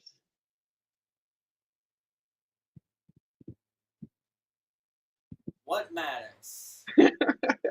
Well, I would say your divine connection to God matters. Your inner divinity matters. Your self-realization matters. Your inner self matters. Just you begin to watch the Maya delusional world kind of like a movie that you're not an actor in. Most people think they're an actor in the movie, but when you have that detached witness kind of perspective of stepping away from the TV, you kind of watch the external world on the screen of life, on the ego kind of stage of the world, and you're not attached to it. You kind of don't relate to it. So that Maya delusion really doesn't matter, but what really matters is how you uplift yourself and how you help others matters. Was like selfless service. That's why they always say the highest yoga is karma yoga, which is basically helping other people who need help selflessly. So just doing everything with a smile on your face, with blissful, loving energy. Like giving as much love as possible matters. So I would just say that the more you begin to realize, the more internal things matter, and the more external things don't matter, right?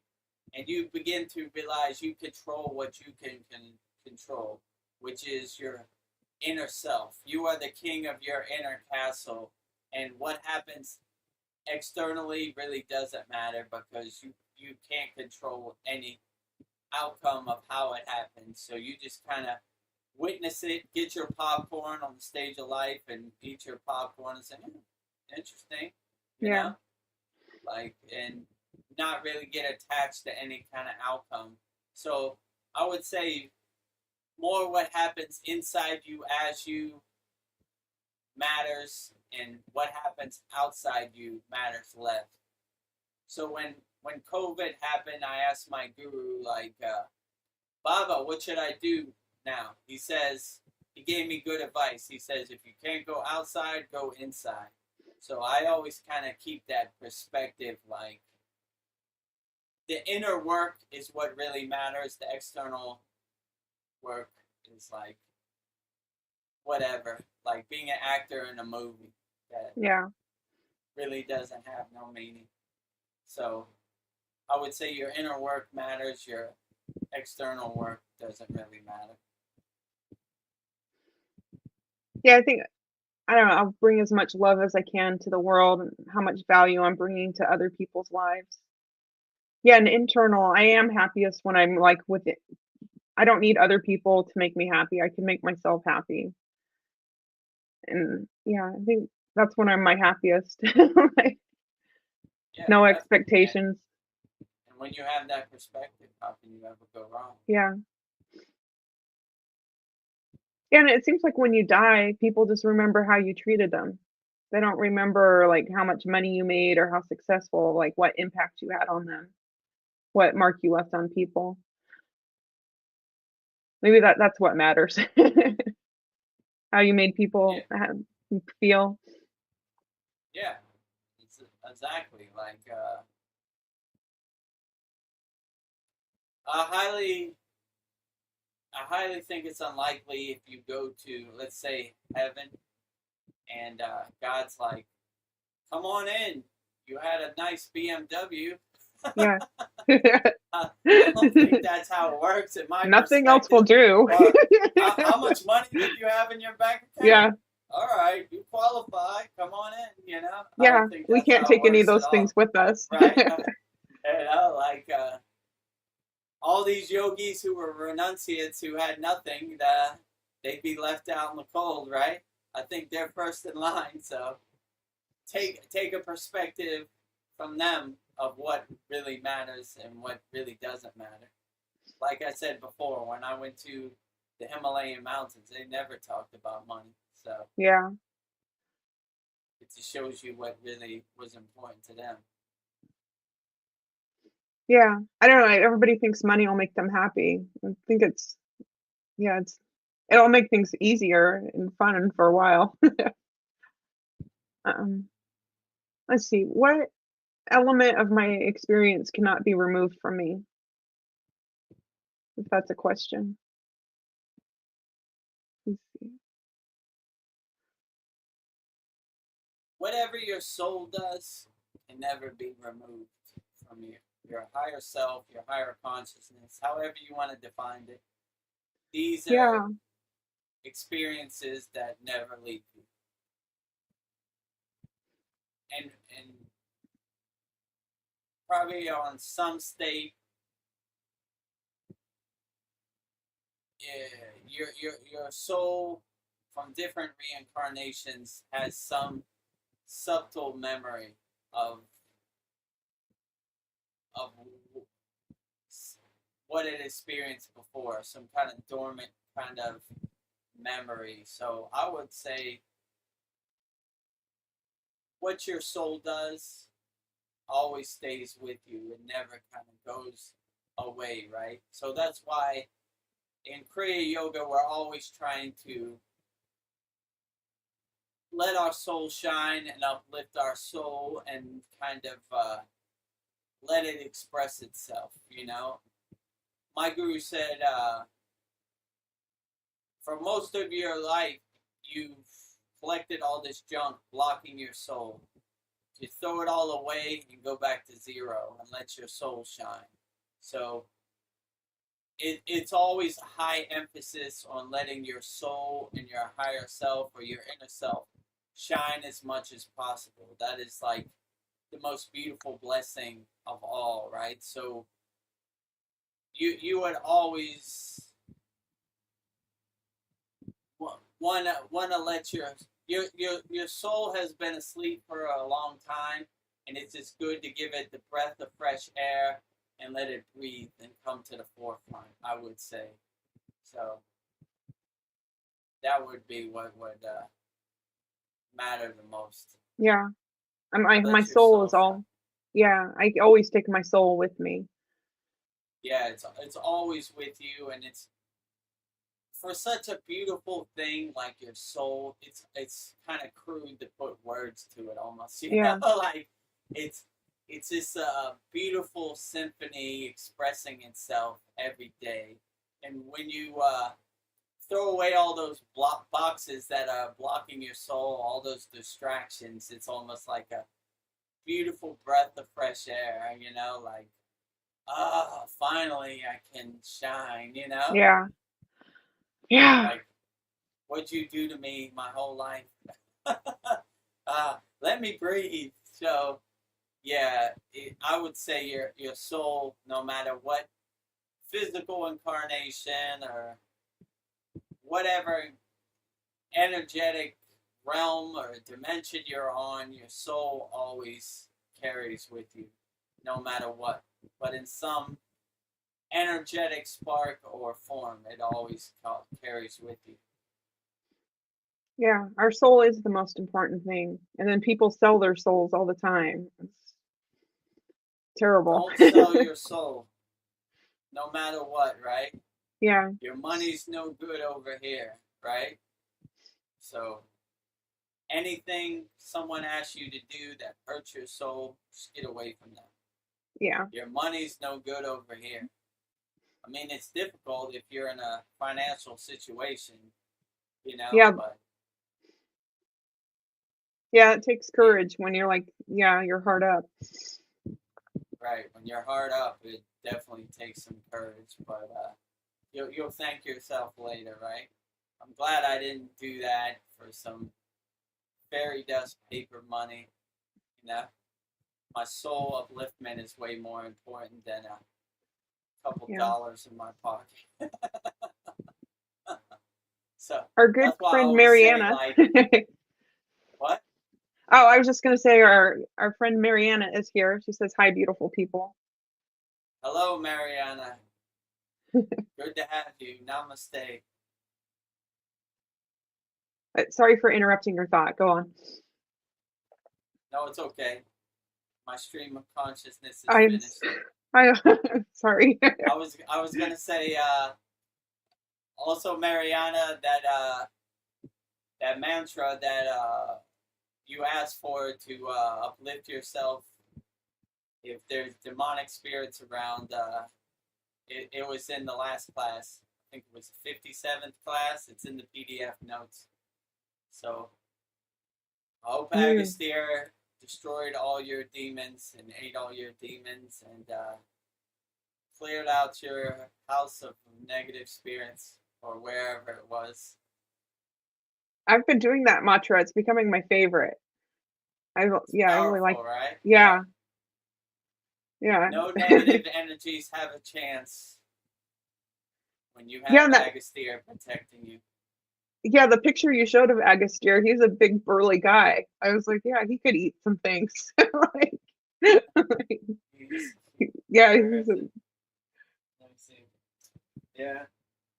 He's got yeah, his pot where he carries around his divine water. yeah, he's a big guy. He enjoys eating demons. He's Shiva's policeman, Let's see, Paul.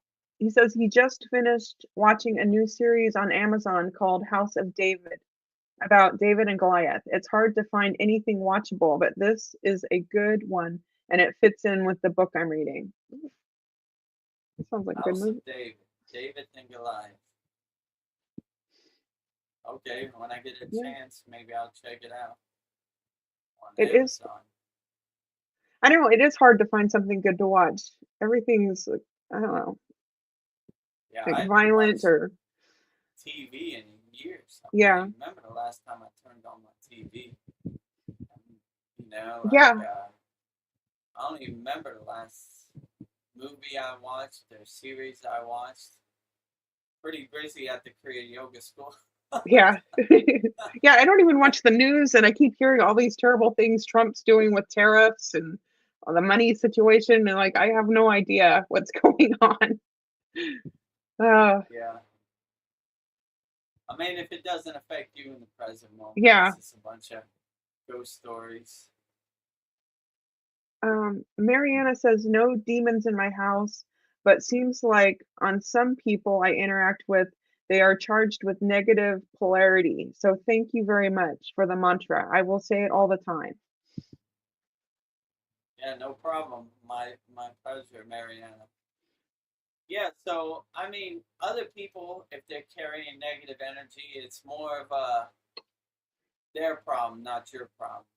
So just to keep your shield up and keep you protected, when you come into contact with negative people, it's good to have the Kavacham Shield mantra or the Agastya Shakti mantra to kind of protect you. Like put that shield, that kind of bubble up around you where they can't penetrate your atmosphere. If you know what I'm saying? Their negative meteors dissolve on impact when they hit your atmosphere. So yeah, it's good to have some good mantras in your toolbox when you come into negative people. Like, they're out there for sure. My mother used to say misery enjoys company, right? Yeah. So they want you to be miserable like them, and they can't stand to see you in a happy, blissful state when they're so miserable in their current situation. But don't join them. So stay blissful and happy always. So.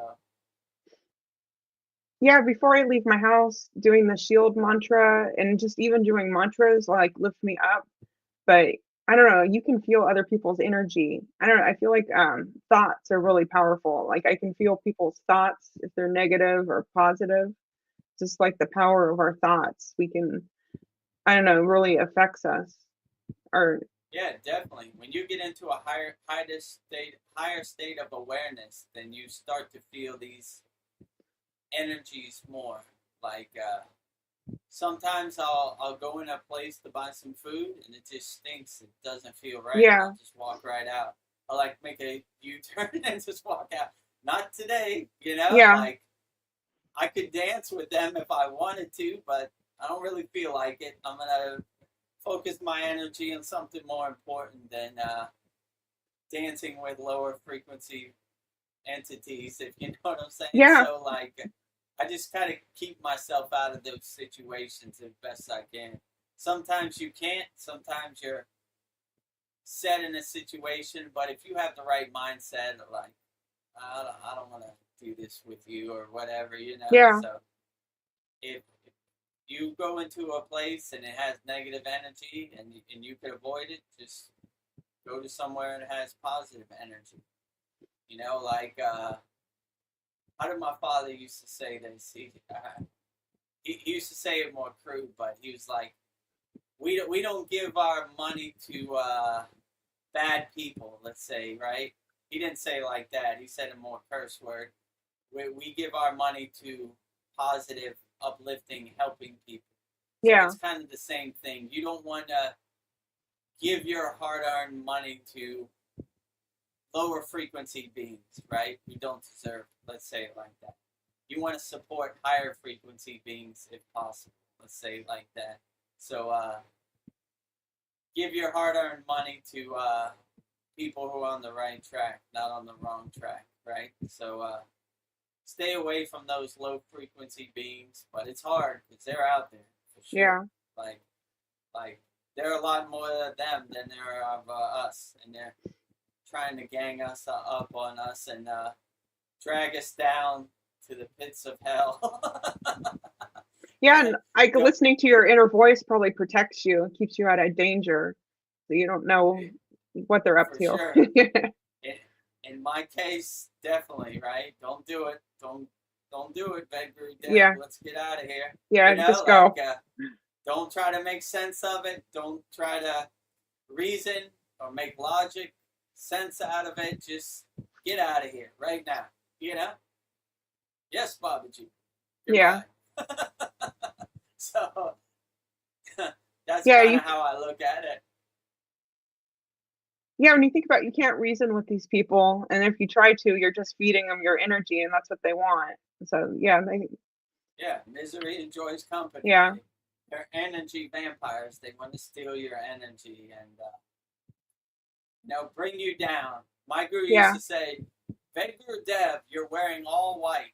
We don't roll in the mud with the pigs. Yeah.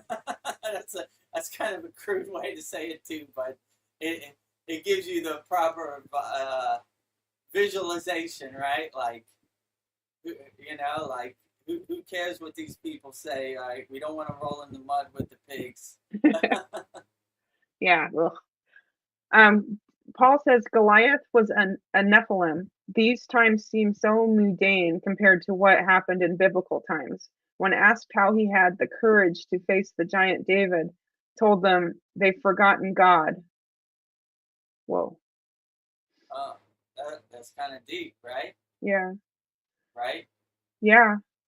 No matter how big you are, no matter how giant or strong you are on the wrong path because you have forgotten God. So I will strike you down with my, I don't know what they call it. Whatever you hit him with, was rock Yeah. or a sling. Or, it was some kind of sling with a rock, a slingshot. What was it that he killed Goliath with? Yeah, it was something like that, but it's a good visualization. Even though I'm a small, kind of weak guy to you giants, I have God at my back. So I will strike you down because you have forgotten God. Yeah. You know?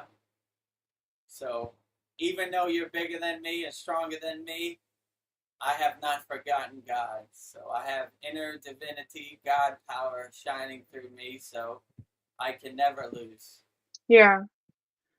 Sometimes you know when to walk away, but then other times you need to be brave and stand up to your Goliath or your demon or whatever it is. Sometimes you need to be brave. And especially It's a if good you've got reminder to them. Even though you're big and strong, it doesn't matter because you have forgotten God.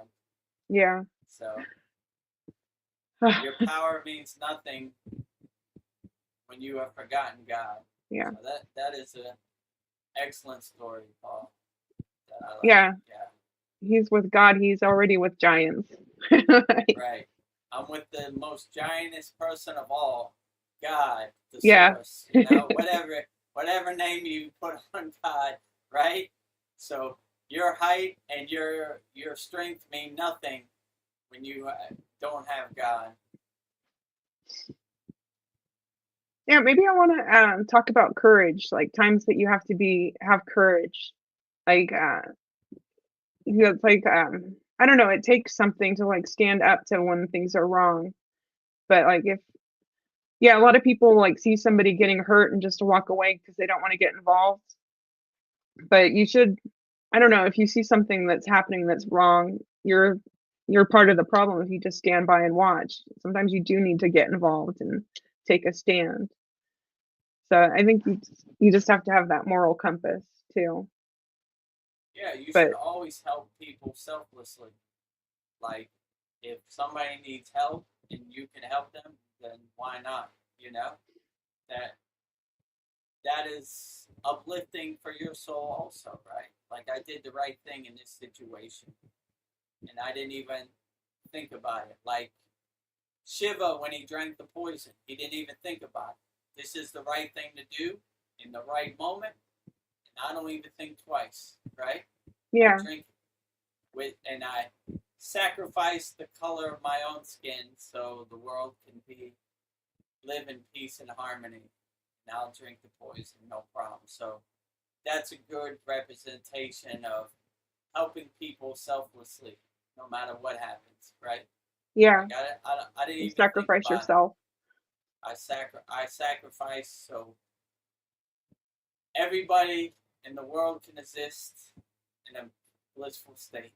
Yeah. This And is an easy non-question for me, right? I don't even think about it twice, right? Give me the poison, yeah. How do I want to live? right? Yeah. Yeah. I don't know. I don't know. There's like millions of little things that happen in a day. Like I'm thinking like at work, some people were gossiping about somebody behind their back. You know, like I was just said, how would you like it if they were talking about you, and that shut them up. But there's all these little things that happen every day that we just kind of like ignore. But what if you did stand up to it and said, you know, maybe you shouldn't do that. Like, but it, Yeah. I don't know. But definitely, if I feel, Most people they're on a lower frequency, so they just regurgitate what they think they should do, and they don't even think about it. They just oh yeah, you're talking about this person. I'm gonna talk about them with you, and Yeah, you know, I get on saw the gossip this train. on the news, and blah blah blah blah blah blah. You know, like you know, that they want that gossip train to keep moving. You know, but if Yeah, you stop the gossip train, like no need for any of that here, then it has no momentum, so it can't move. So yeah, you want to just not buy into that. You know, you don't want to be an actor in somebody else's movie. You want to be an actor in your movie. And then what's funny is if they get caught gossiping about somebody, they could probably point at you. Veronica said, "What are you talking yeah, about?" You know? So you know, you don't want to play their game or be yeah, a pawn in their chessboard. You just want to. I want nothing to do with this. This doesn't serve me in the present moment. This doesn't. This is this distractions and junk. Like I don't need it. I'm trying to throw away my trash, not keep it around. If you know what I'm yeah, saying. So that's kind of how I look at it. You know. yeah, yeah. And if I wouldn't say it to their face, why even say it at all? It's just like All right. garbage. Mm. I don't. I was thinking like the great thing about Kriya Yoga is that like I feel like it like works on every part of yourself. It's not just like the physical. It's like you know, the mental, emotional, and spiritual. It's like a complete package. So I feel like I don't know, like I don't know. I think that is a way to liberation. Just like Kriya Yoga. I don't know. It's just like you're doing the work. You're putting the action into these things. I don't know. I'm just thinking about my journey. It's just like little things, but it's really subtle. But you notice it after a while. So Yeah, I would definitely say that by practicing Kriya Yoga, like you said before, it's like a gym for your soul. It's like an overall well-being. You know, the asanas are the physical postures that help you uplift you in the physical moment. You know, like help your physical body. The pranayama is the breath work that helps you have that divine connection with God inside your breath. Like God is embedded in your breath, like the divine connection with God. You know, meditation helps you master the mind and whatever tricks your mind is playing on you, it helps you take more control of your mind. yeah, Mantra japa helps you stay laser focused and less distracted because you're laser focused on each mantra and each mala bead or counting on your finger that you don't have time for any external distractions like I don't know like you said what is Trump doing with these tariffs, right? None of that matters when you're doing your mantra japa. And you know, bhakti, like Sandy said, like kirtans or like bhajans, singing devotional songs to God really keep you centered in alignment with the divine, right? And you feel that inner divine love. So, yeah, it's not like most people think yoga is just the physical postures, but in our school we have an overall well-being of Kriya Yoga that helps on all the five folds of Kriya Yoga. So it's something for everybody. That's why sometimes people say, I couldn't do the asanas, my body doesn't go that way. But anybody can close their eyes and meditate with the proper guidance, or anybody can do pranayama breathing with the proper guidance. So there's something for everybody. So it's no matter what age or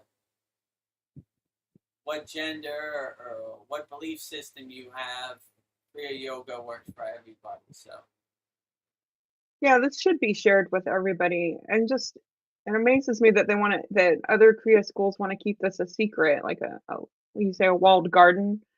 But it'd be like, why not share this with everybody? Like make it everybody, you know, bring out the best version of everybody. And I'm just flabbergasted. So come to the Yeah, Kriya Yoga School. come to the Kriya Yoga School. You know, let's get to work. Yeah. Yeah, I agree with you. It should be for everybody.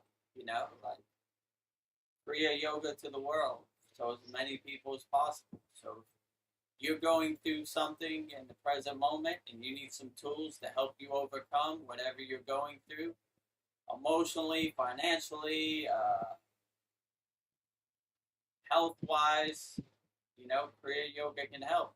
So if you want to talk to me directly, book a call, go to kriyayogamasterclass.com, and you'll see on the right side there's a button that says book a call.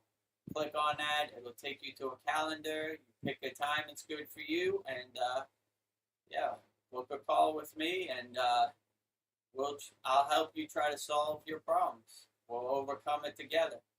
And if you think the practices of Kriya Yogas can give you the tools that you can integrate into your daily life to help you overcome whatever you're going through in the present moment, then let's get to work. Well, yeah, just book a call with me, and right there, Kriya Yoga Masterclass, and yeah, click on the calendar, pick your time, and let's get to work. Let's get to work. Yeah, and I've noticed like I have a lot more positive, like I'm more positive about things that they're going to work out.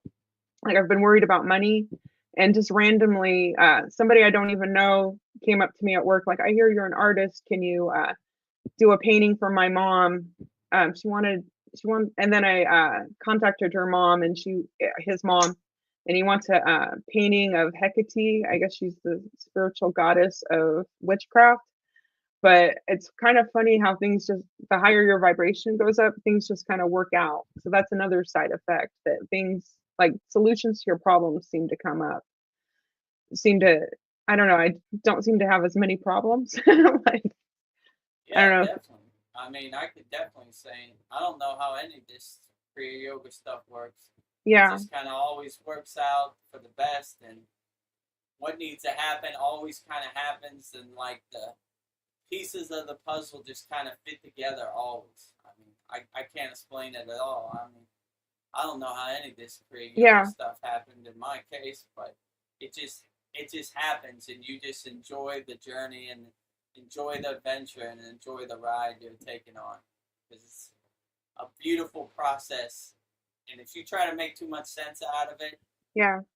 it's a rabbit hole you don't really want to go down. So I just kind of surrendered to the process and let it happen the way it happens. Like, all right, we're doing a Kriya Yoga school. Let's get to work. You know, all right, we're doing this, we're doing that. Let's figure it out. Let's try to make it happen as best as we can.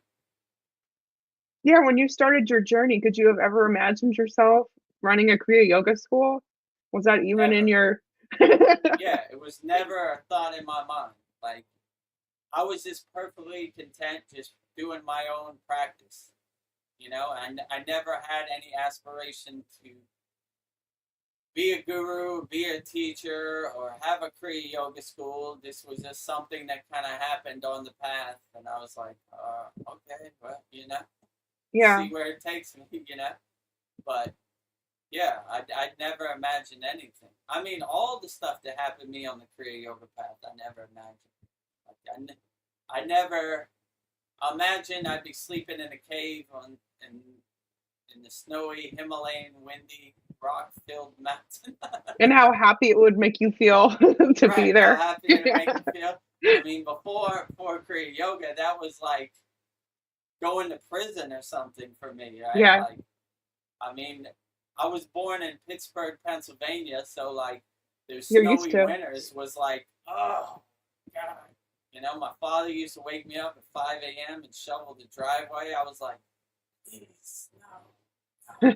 You know, like, you know, you got to put on all these clothes like a Michelin man and go out. And the snow plow used to love to cover me with a wave of snow. He was waiting Yeah. for me, like, there's that dummy shoveling the driveway again. I got some snow for him. And Yeah. he shoveled the driveway and scraped the ice off the windshield. So when when we moved to Miami, I was like, thank you, God, shine this light on me. and then going back to the Himalayan mountains, I was like, no, we're going here again, you know? So, like, yeah, but it wasn't that. It was just my mind kind of tricking me, you know? It was a blissful, pleasant experience, you know? Yeah, now your mindset's all different. It's an adventure. Yeah, it's an adventure. I mean, it was beautiful. There was waterfalls, and there was you know, snow-capped mountains, and you know, it was a beautiful, blissful experience. If you change your mindset, then you have a good perspective of it. I was just thinking the pictures that you've shared with the class of you in the Himalayan mountains, it looks breathtaking. The mountains, the airs, just the scenery. So yeah, that would be amazing it was to like. Outstanding, awe-inspiring. Yeah. Yeah. Every week on our class, I for the thumbnail for the class, I put a picture of the Himalayan mountains in our school, so it's cool. Yeah. I'm living vicariously through you. Let's see, Paul, he says, I think Canada is going to become part of the USA. The premier of Alberta, which I suppose is like a governor, made some demands that if the prime minister did not accept, they would join us. What? I think it would be great for both countries. A new golden age is coming. I did not know any of this was happening. You see. Well, I would say, welcome Canada. Now, I'll say this too. Like last time I went to Canada, I was in Montreal, Canada, and I was surprised how Americanized Canada is. Like, it literally, to me, looks like upstate New York, right? Like, they got Walmart, they got everything. So Canada is all pretty much already American. So when I went to go fly back to America from Montreal, they have American side on the left and an international side on the right.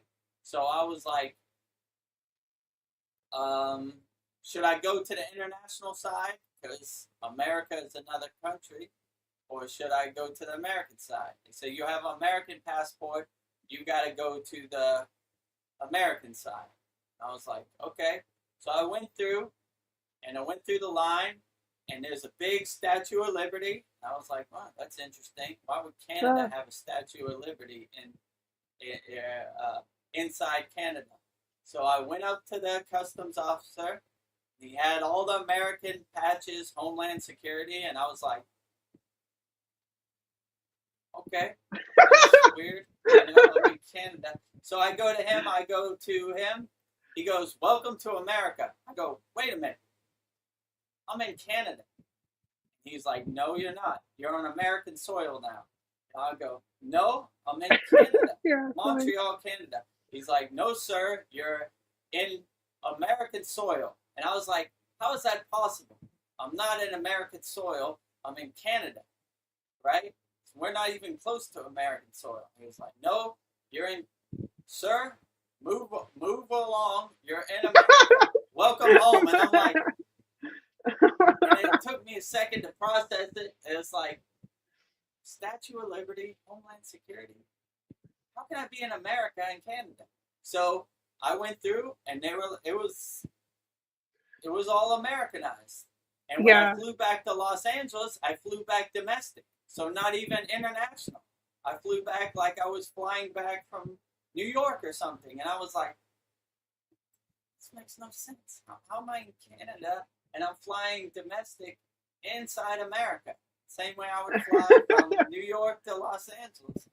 So I would say Canada is pretty much America, in my opinion. Let's say it like that. So it wouldn't be a big transition, you know?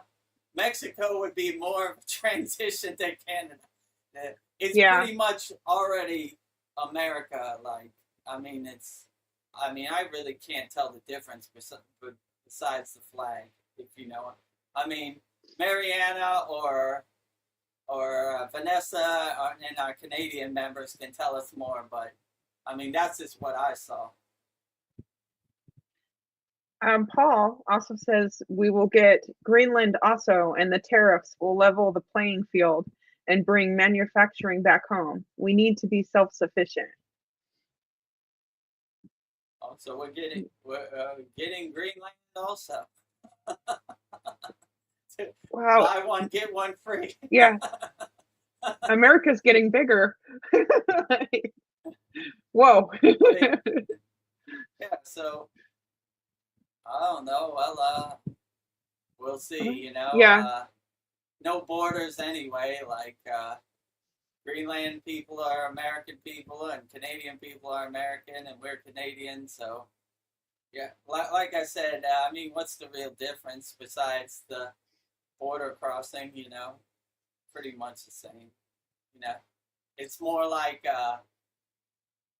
like I say, upstate New York or like Seattle, you know, like up there, like Vancouver, you know. So, I mean, it's pretty much the same, you know. But yeah, we'll see. Yeah, we shall see. We'll see how this all plays out. We will see. Yeah. We will soon find out, I guess, you know. Don't be in a state of fear until. Welcome all my Canadian brothers and all my Greenland brothers. You're in America Stars now. and stripes are calling you. All right. That was a funny story. You could not convince him. You were like, "You're in America." Like, form of brainwashing. And what was even more funny, I was like, "So you're American?" He was like, "Yes, you know the customs officer. You're American. Where are you from in America?" He goes, "Homestead, which is like South Miami, where they had the hurricane a long time ago." And I go, "You're from Homestead?" And he goes, "Absolutely." I go, 305, Miami, right? He goes, "Yes, sir." He goes, "You want to see my Florida's driver's license?" I was like, "This is crazy." American customs officer from Miami in Montreal, Canada. Okay, all right, whatever. You know, they were like, "Sir, you're holding up the line. Can you move along?" I was like, "All right." Yeah. Why are you thinking too much? Like, I know that would make my head explode. I'm trying to process this. I flew into Canada and I ended up in America. How is that possible? So yeah, just follow the program. You're wherever they say you are. Yeah, keep it moving. Yeah. Don't question. Have no logic. I don't know. People. I don't know. It's like you kind of get brainwashed into think you know it's wrong, but people like talk you into thinking something is right when you know it's wrong. It's crazy how we get brainwashed that way. I mean, the mainstream media is notorious for this. Yeah. They're always trying to get you to regurgitate their nice little ghost story of some faraway place and trick your mind into thinking why you should sacrifice so the elites can buy a new boat, let's say it like that. Yeah. You know what I'm saying? Yeah. No, I ain't doing that. It's for freedom. My free, favorite is freedom is not free. Of course it's free. I close my eyes and I'm as free as I can be. Wait a minute, sir. No, you got to put on all this military uniform and get this gun and then you'll be free. Nope, I'm free right now. Look. Yeah. Free. Yeah. Free. Nope. Freedom is not free. Nope. I don't care about your subconscious buzzwords. I'm as free as can be right now. Look at me. Free. I don't have to get on your airplane and go fight your fake narrative ghost story wars. So you think I could be free? You know? Yeah. I'm as free as I could be in the present moment. Not hurting anybody, not doing anything. Yeah. Free to do whatever you want. Free to live my best life. Yeah. In the present moment, right where I'm at. You know? Yeah. You don't need to follow anybody's script. Like, And the older you Yes. get, the less you fall for that. I mean, if you're 18 and you're Yeah. Impressionable. macho and you want to prove something, and Yeah. it's easy to get you into that recruiting office, if you know what I'm saying. But Yeah. if you're in your 40s or 50s, you're like, I don't need to do this. I'm right. like, I don't I care don't need nothing to. about your narrative or your ghost stories, or Yeah. I'm gonna get my ass shot off or some so you could buy a cool new boat. Yeah. No thanks. Your money's no good over here, right? We'll give you a free education. Not necessary. Yeah. I have the best Kriya yoga education Yeah. I can get. No need to bribe me. Yeah. I'm learning Why would everything I need. tens of thousands of dollars going to a university of something AI could do in 2 seconds? Yeah. So Yeah. it's You gonna don't be need to go into irrelevant debt. in 2 years anyway. Like, let me see, 5 times 5 AI. Boop, Yeah. 5. What? All right, that was a waste of money and time. Yeah. At least we had a good football team or a basketball team at our university. Yeah. I don't know. It's funny how we get drawn into these things and then you realize this wasn't really that important. I didn't need. Yeah. Oh, I'm sure when my father went to Vietnam, he was like, I Yeah. think I made a big mistake. I drank the Kool-Aid. Yeah. Thank you for your I mean, service. he would even tell me, like, when it was like, I don't know what it's called, Memorial Day or Veterans Day, he was like, yeah, thank you for your service, my father. He's like, yeah, whatever. Let's talk about something else. He didn't Yeah. care. He was like, that was stupid, And he said, like, he was like a captain in Vietnam, so he was more of an officer, and he was like, I would play poker with people at the table, and next day they were gone, Yeah, So, that's terrible. Oh. yeah, Yeah. he didn't like to talk about it or reminisce. It wasn't his Yeah. thing. Oh, Paul, he says, yes, free to do away with federal taxes, shrink the government, high taxes on luxury goods that only make the rich can afford. Waiting for my Dodge rebate check. LOL. Oh, Oh, it's Dodge rebate check. I think it's Doge. Doge. Yeah, like what's that say? Elon Musk thing. Department of Energy of Government Efficiency. That's what. Oh, Yeah. Doge rebate. Yeah. Well, good luck with that. Yeah, I hope we do get a rebate. That would be nice. If you're an American citizen, I'll be happy to cash that check. Yeah, this is the first I'm hearing about some rebate. Like, I think I live under a rock. I don't hear about these things. Like, Yeah, I don't really know about them too. It's the first I heard about it, but yeah. I mean, the American government is supposed to protect and serve us. They work for us, right? If they're, how can I put this, like, they have stealing our self-interest. money, stealing our tax money, and sending it to some faraway place so they could put it in their pocket, like, what's this Doge kind of found out with AI, right? Like, they're sending billions of dollars to Uganda so they can watch Sesame Street or something. Like, what? You mean I worked my ass off all week to pay taxes and they sending it? So hopefully you can drain the swamp and clean up that corruption. I mean, they're trying to call Trump a felon. They need to go in the mirror and look at themselves, right? So, Yeah. I don't know. We'll see. Yeah. I'll just get my popcorn and watch the movie and see how it plays Yeah. out. All right, that's what's happening. Let's see how this movie plays out. Yeah. this season of America on Netflix is a crazy one, that's for sure.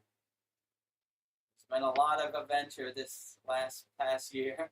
Yeah, definitely see how it plays out. I'd like it more positive. Regardless of what happens, I just get my popcorn and watch the movie and Yeah.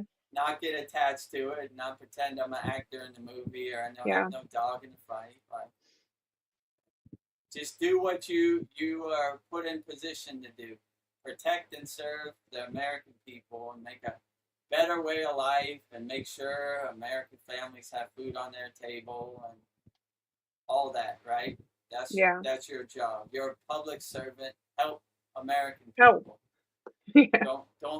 Don't help your bank account or don't help your $1 million yacht expense. Yeah. At our cost, you know.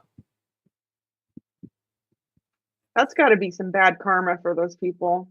Like, Well, wow. See you in the incarnation. Yeah, see you again and again. Some people might downgrade, if you know it, like Shiva Yeah. Envy said, right? You might, if you didn't do the best you could in this incarnation, you might come back as a rat or a cockroach or something. Yeah. You know?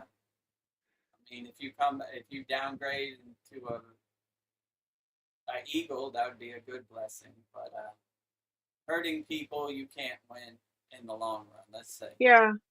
Short term, you might have a boat, but long term, you might be a rat in the next incarnation. Yeah, I think that goes back to what we were talking before about the soul. It's like your soul, yeah, how you got to protect your soul, and that's how you treat people too. Yeah, Yeah. not all money. Some money is not good money. Let's say it like that. Like, if you told me you could buy a boat, but you have to send innocent 18-year-old soldiers off to war, I'd be like, no good. You know, money's Yeah. no good over here. I'm not sending anybody innocent to the battlefield unless it's necessary, and I don't really see a necessary situation. So, I mean, if there's a battlefield outside your house and you're trying to protect your family, that's different. If there's a battlefield in some faraway land with some faraway narrative, not necessary. So, I don't know. So, Yeah. I mean, yeah, I wouldn't. Hurting children, no money's good enough. I'd rather sleep in the jungle of Thailand the rest of my life than hurt a child. That's me, right? Yeah. So you could show up with a big Brinks truck full of money. I'd be like, nope, take it back. Not good. I don't need it. I gotta do what? No way. No way. Yeah. You know? Not I hurting guess any innocent soul ever, you know? Yeah. I guess I'll be homeless before I do that. Like, Exactly. I don't want to hurt anybody.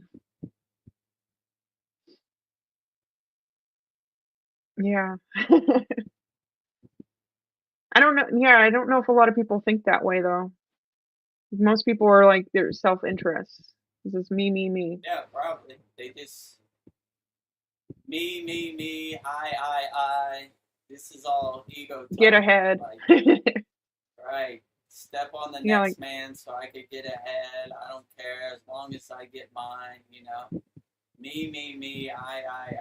You know, this is ego talk, you know. yeah. So this strokes your ego, like. So if you could break out of that cycle, you'll have a way better perspective. Yeah, and if I am you and you are me, if I hurt you, I'm hurting myself in the long run. True. So, And yeah. that's what they don't realize. Like, if God is everywhere and everything, then if I hurt you, I'm hurting myself. So it's almost like a mirror, a reflection back to me that if I wouldn't hurt God, why would I hurt another person? Because if they're all a divine spark of God, even Yeah. if they're realized or non-realized, then I would just be hurting myself by hurting another soul. Definitely. Let me relax my feet a second. Yeah, It's relax about your that feet. time. Yeah. Don't How hurt long yourself. How long have we been on it? 2 hours? 2.5, 24 almost 2.5 hours. Been having a All very good conversation. Butterflies. Yeah. Butterfly. Windshield wipers. Yeah. You know, these We'll do some these are all masanas. things. These are all things we learn in our Kriya Yoga school. Rock the baby. You know. Yes. I think in this week's class we'll do that, right? Yeah, I wasn't sure. Yeah, I was going to ask you if you decided what you were going to do for the Saturday's class, if you I came up haven't with it. decided, but I usually decide after the satsang. So Yeah. I don't know. What do you think we should learn this week? Paul was asking about Jesus's mantra. He wanted to hear that again. Oh, really? Yeah. Okay. Let's do it. That was a good class on Christmas. Yeah. We celebrated the yogic glory of Yeshua, Jesus. Yeah. Okay. But yeah, I think I'm sorry. I got excited. I didn't mean to overtalk you. No, But it's I was okay. I was waiting for you to finish your.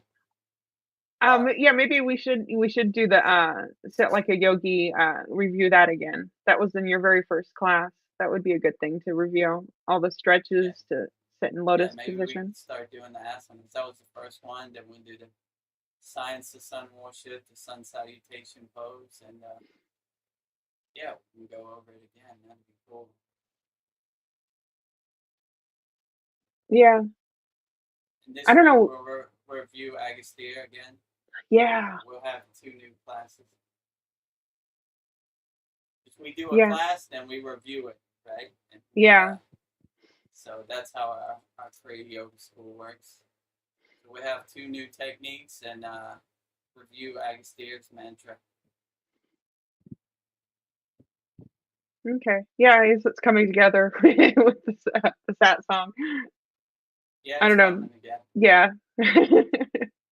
The stream of consciousness is flowing. The stream of Yeah. consciousness is Yeah. flowing once Yeah. again. I need an idea, it will come to me. Let's see. Paul, do you have any more questions? Are you out there in the ethers? Well, I guess if there's We have 4 people on yeah. live stream. So any people on YouTube chat have any questions, send them over. Well, now we have 3. Well, okay. Let me think. Well, I don't know. I think things are going great at the Kriya Yoga School, and we'll just keep improving it and keep growing it. So yeah, I'm happy to be here. Yeah, so go to Kriya Yoga Masterclass. We have a cool new video that I just put up there. Yeah. So you have testimonials from Brian and testimonials from Veronica, and it basically breaks down all of Kriya Yoga, what you get when you sign up to the Kriya Yoga School. We also have a 14-day money-back guarantee, so there's no risk at your end at all to learn Kriya Yoga. Yeah, so we have over 200 classes on demand where you can watch them anytime and go at your own pace. Yeah, and I kind of structured it now where it's you start here and then you go through the steps, beginner. Once you graduate from the beginner courses, then you go to intermediate courses, then you graduate from intermediate, then you go to advanced classes, then you graduate from advanced, then you go to and then we have individual classes for each of the 5 folds. We have asana classroom, which has a lot of asanas in there. We have a meditation classroom, which has a lot of great meditations. We have a pranayama classroom, which has got a lot of great breathing techniques, pranayama, mantra japa. We have a lot of excellent mantras, right, that we chant that you can learn. And we have a mudra classroom, and then we have like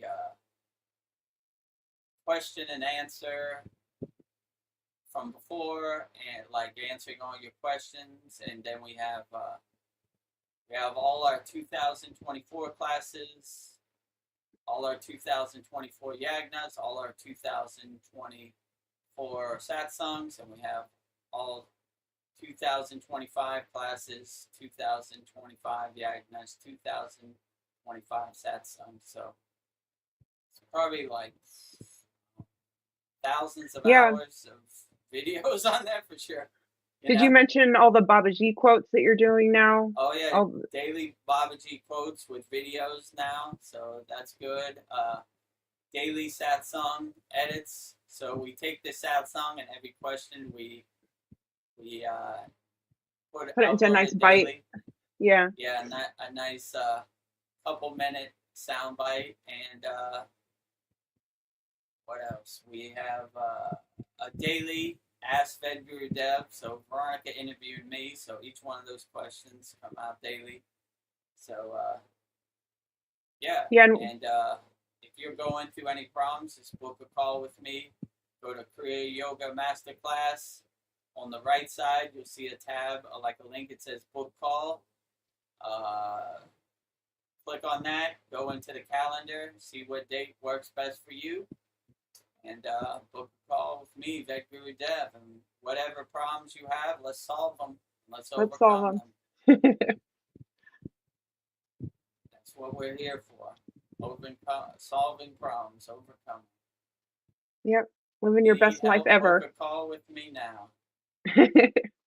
Go to kriyayogamasterclass.com.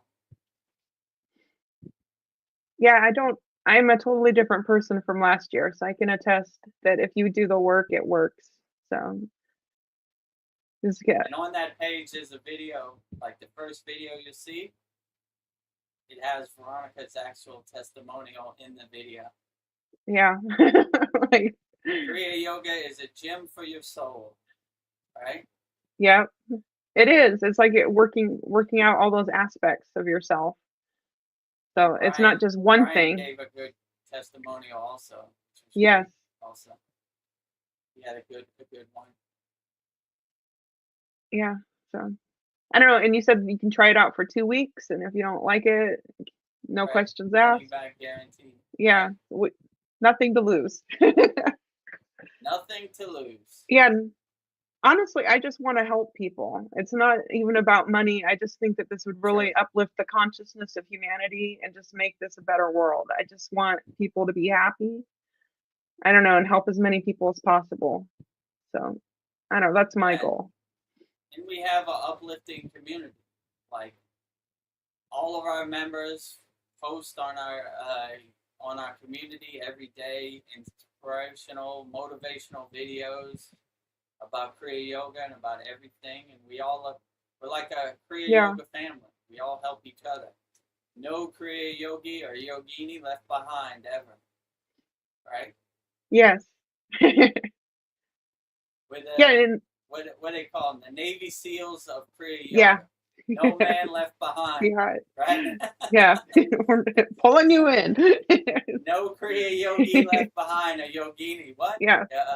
You don't understand? All right, I got you. You know, I'm like Brian said, I'm always available. If you want to learn the technique, you just message me. I'll teach it. You know, I'll answer all your questions. You know, so yeah, it's a uplifting, interactive community where we all uplift each other collectively. So it's great, and I'm available anytime. So I want to make sure you learn Kriya Yoga, you know, for sure. No yogi or yogini left behind ever. Yeah, you definitely are, and you're coming from a genuine place. So you really do want to help people. And I can tell that it really makes you happy when you see people making progress. So this is absolutely. That's the best payment of the Yeah. yoga school. seeing all the fruits and benefits that all our members got, and how Kriya Yoga helped them overcome whatever they were going through in the present moment. So yeah, that is definitely the best payment of all, for sure. Yeah, I'm just like so happy and proud to be a part of this. I just feel like this is really important. So yeah, I don't care if you buy this or not, but I think it's a great opportunity. So I'm putting that out there. So yeah. And when I started on the path to Kriya Yoga, there was nothing like this. I don't think, No. besides our school, there is nothing like this out there. So like, yeah, I pray to God every night that there was a class like this when Yeah. I started, because I My had g- no idea what I was doing the first year. I was like, what? How do you do this? You know, so.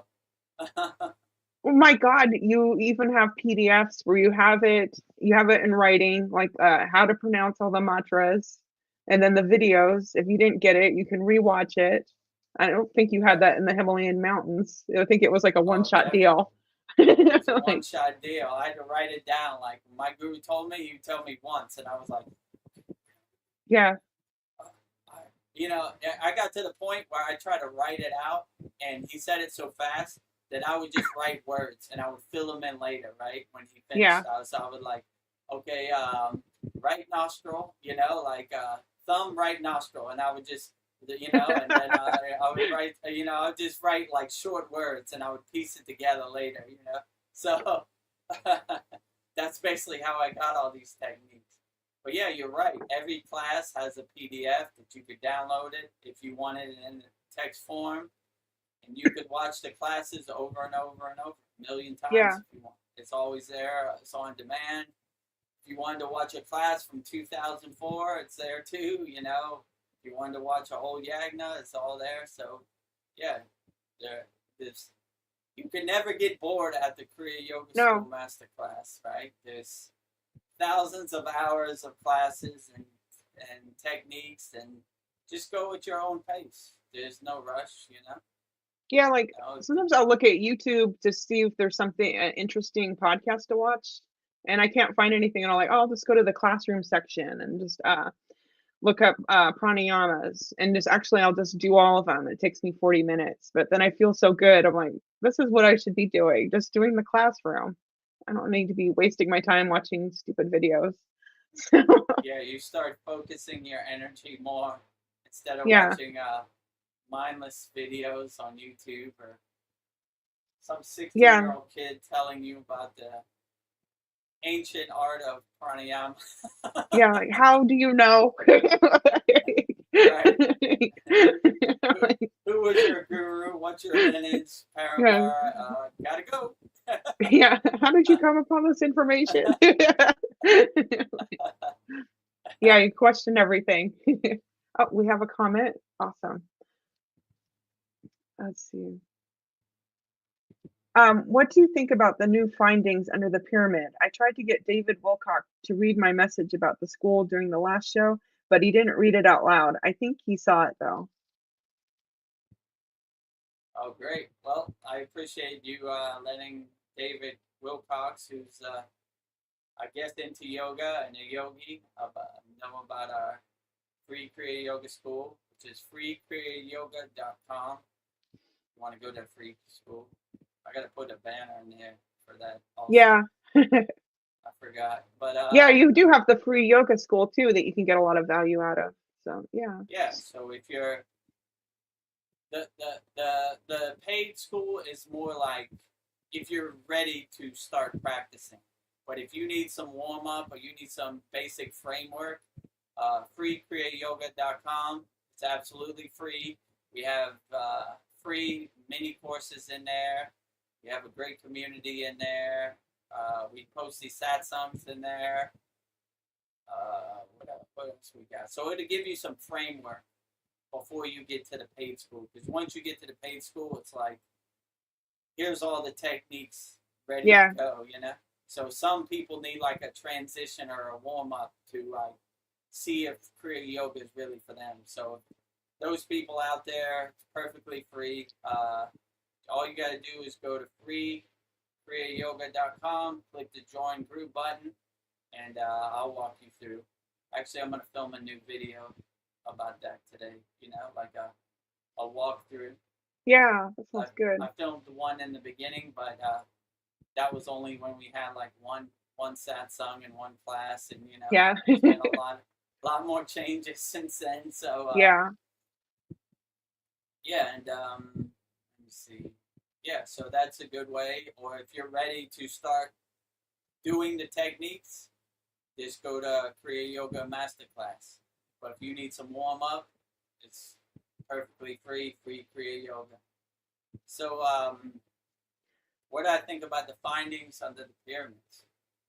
I mean, I would say I've been to the Pyramid of Giza before, and I would definitely say that these were highly evolved and intelligent, technological, enlightened beings, I would definitely say. It vibrates with the energy that is truly divine, I would say. So they definitely knew what they were doing. Yeah. And I mean, it's 2025, and we can't explain what they did 10,000 years ago. So they were definitely on a more technological wavelength or vibration. So, yeah, we have no idea how they built those pyramids in 2025. So they were definitely way smarter than us. How did they make those rocks travel 500? Like, I can't even explain. I'll just say, from being there, this place vibrates with a level of divinity that very few places in the world have, I would definitely say. And it's a level of divinity. It's not like a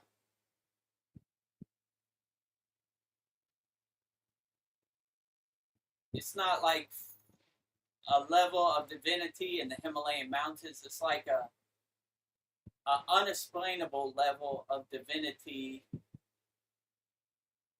without sounding mystical woo-woo. It's not from this planet. Let's say it like that. Yeah. Like, I can't say I experienced that level of energy from anywhere else. Like, there's high vibrations in places, but it's more of a earthly divinity vibration. This is more of a unexplainable, beyond my comprehension. I don't know where it came from. Let's say it like that. I mean, I don't even want to put it in a box like say it's not from this planet. I'll just say it's beyond my comprehension. My peanut little monkey brain cannot compute. So that is definitely awe-inspiring when you go there. Like, yeah. how did they Like get these rocks and build this here? I don't think that makes sense. So to find out that they have structures that are, I'm going to say, technological based beyond our comprehension under the pyramids, I would definitely say these were highly evolved beings, right? And you know what I would compare it to? I would compare it to Kailash, right? Kailash emits a kind of nuclear kind of energy or frequency off of it that no one can explain. This place emits like a divine kind of power plant energy off of it that it can't explain either, right? Kailash is more Shiva divine. This place is more unexplainable divine, I would definitely say. So I would just say it's beyond my comprehension. And I find it kind of funny that something they did 10,000 years ago or however long it was, we can't explain in 2025. Yeah. And we're still finding stuff like they just found this under the pyramids, right? So, like, how is that possible? You know? So that just shows you, like, we're just kind of scratching the surface of what really happened, or who even knows what really happened. We can't even explain what really happened. I know Paul says, I'm pretty sure the Egyptian government knows exactly what's under the pyramid. I'm sure they will not share it with us. I hate all the secrecy and all that's being withheld from us by various powers. I agree. Yeah, well, that is the main problem with government. Like, we've done all the thinking, so you don't have to. Like, you're too stupid, and you're such a sheep that we'll tell you what to think. You don't need to think for yourself. Why do we need them to be the gatekeepers of any divine knowledge? Give it up wholeheartedly, right? No gatekeepers. Whatever you find, just give it to us, and we'll draw our own conclusion. Like, I used to hate when I used to go to church with my mother, and she used to say, what would they say? Thinking is a sin of pride. And I was like, what? How does that make sense? I should try to rationalize this. I should try to think logically. But they just want you to regurgitate their narrative. Come to your own conclusion. Don't let no government, nobody be the gatekeepers on any of your thoughts. Make your own conclusion. Don't regurgitate the narrative. Because when they say go right, I go left. Yeah. That's the shortest way to that answer, you know. But but the good thing is, most of our students are already aware, and awareness is the door that opens you up to thinking for yourself. Let's say it like that, right? You're not easily swayed by the ghost stories out there. Let's say, you know. Yeah. But Well, yeah. I thought that the satellite images of what's underneath the pyramids, all these huge columns, it was just like, I don't know if all this stuff comes out. I don't know. They can't hide it. I don't know. We'll have to, I don't know. Like, you can't, for so long, things have been hidden, and now we have the technology to see these things. I'm wondering if everything will come out eventually, or who knows. But it's a lot harder to hide things from us now. So, but I definitely hate. Their suppressing playbook is not working. Yeah. You know, like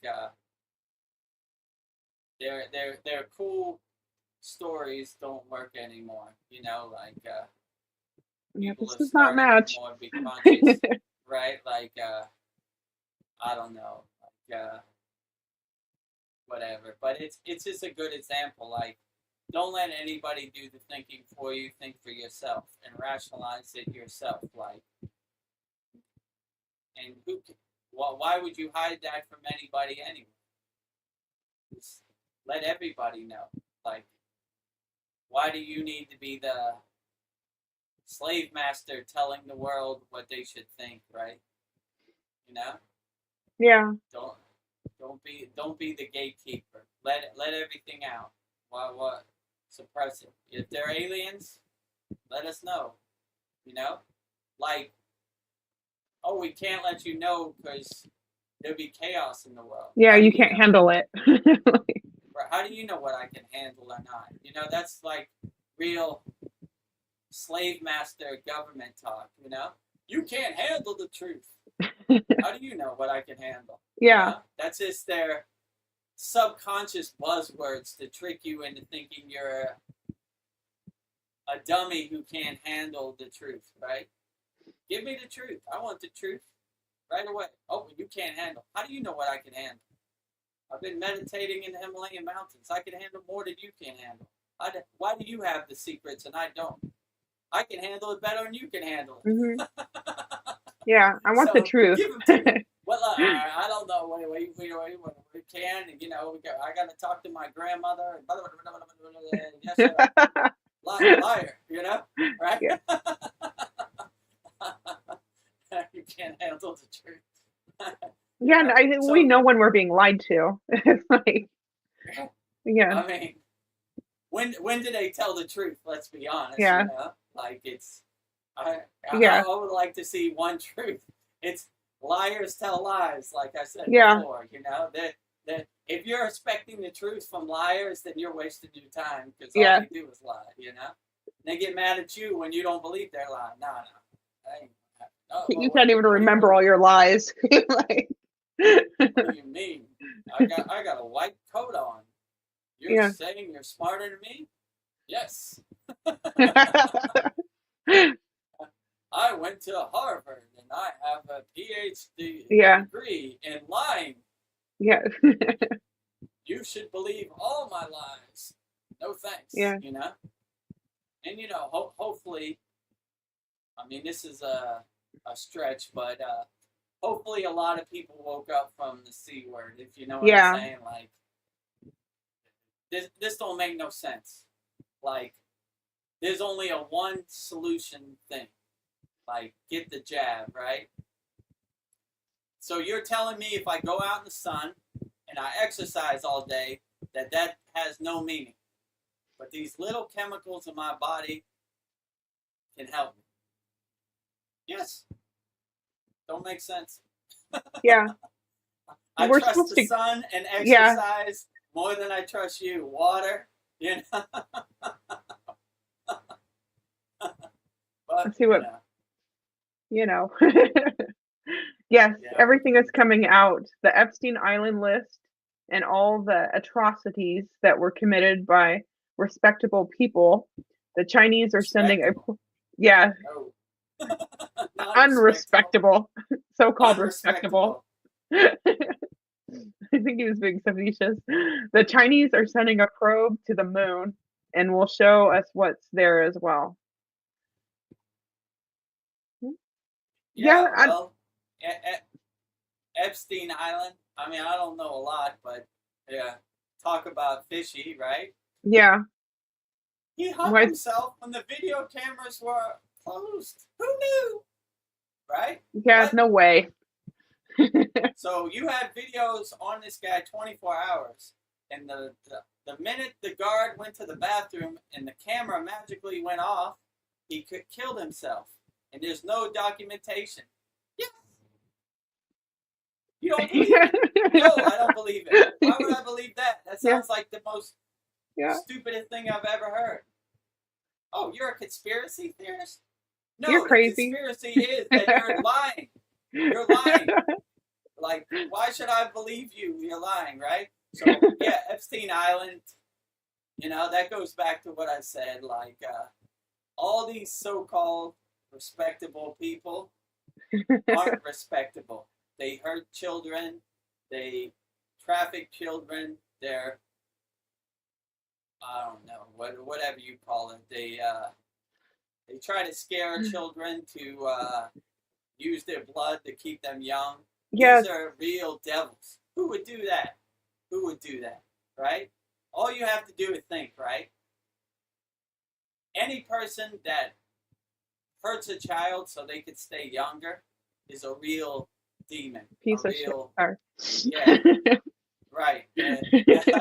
A real bad person. Yeah, And these are the people you want to take the truth from? No way. That's why the list yeah, can't come out. Because you realize the liars are the liars. And you see the Wizard of Oz behind the curtain. Fight him, Toto. Fight him. There he is. I got him. Oh, you mean I thought this fat, bald-headed guy was a god? Smack myself. Right? So, yeah. People you think are respectable aren't respectable. yeah, You shouldn't respect them at all. Let's just say it like that. Anybody that hurts the children or tries to do bad things to children aren't respectable. Look at them like the devil or the low frequency demon they are. That is the lowest of low.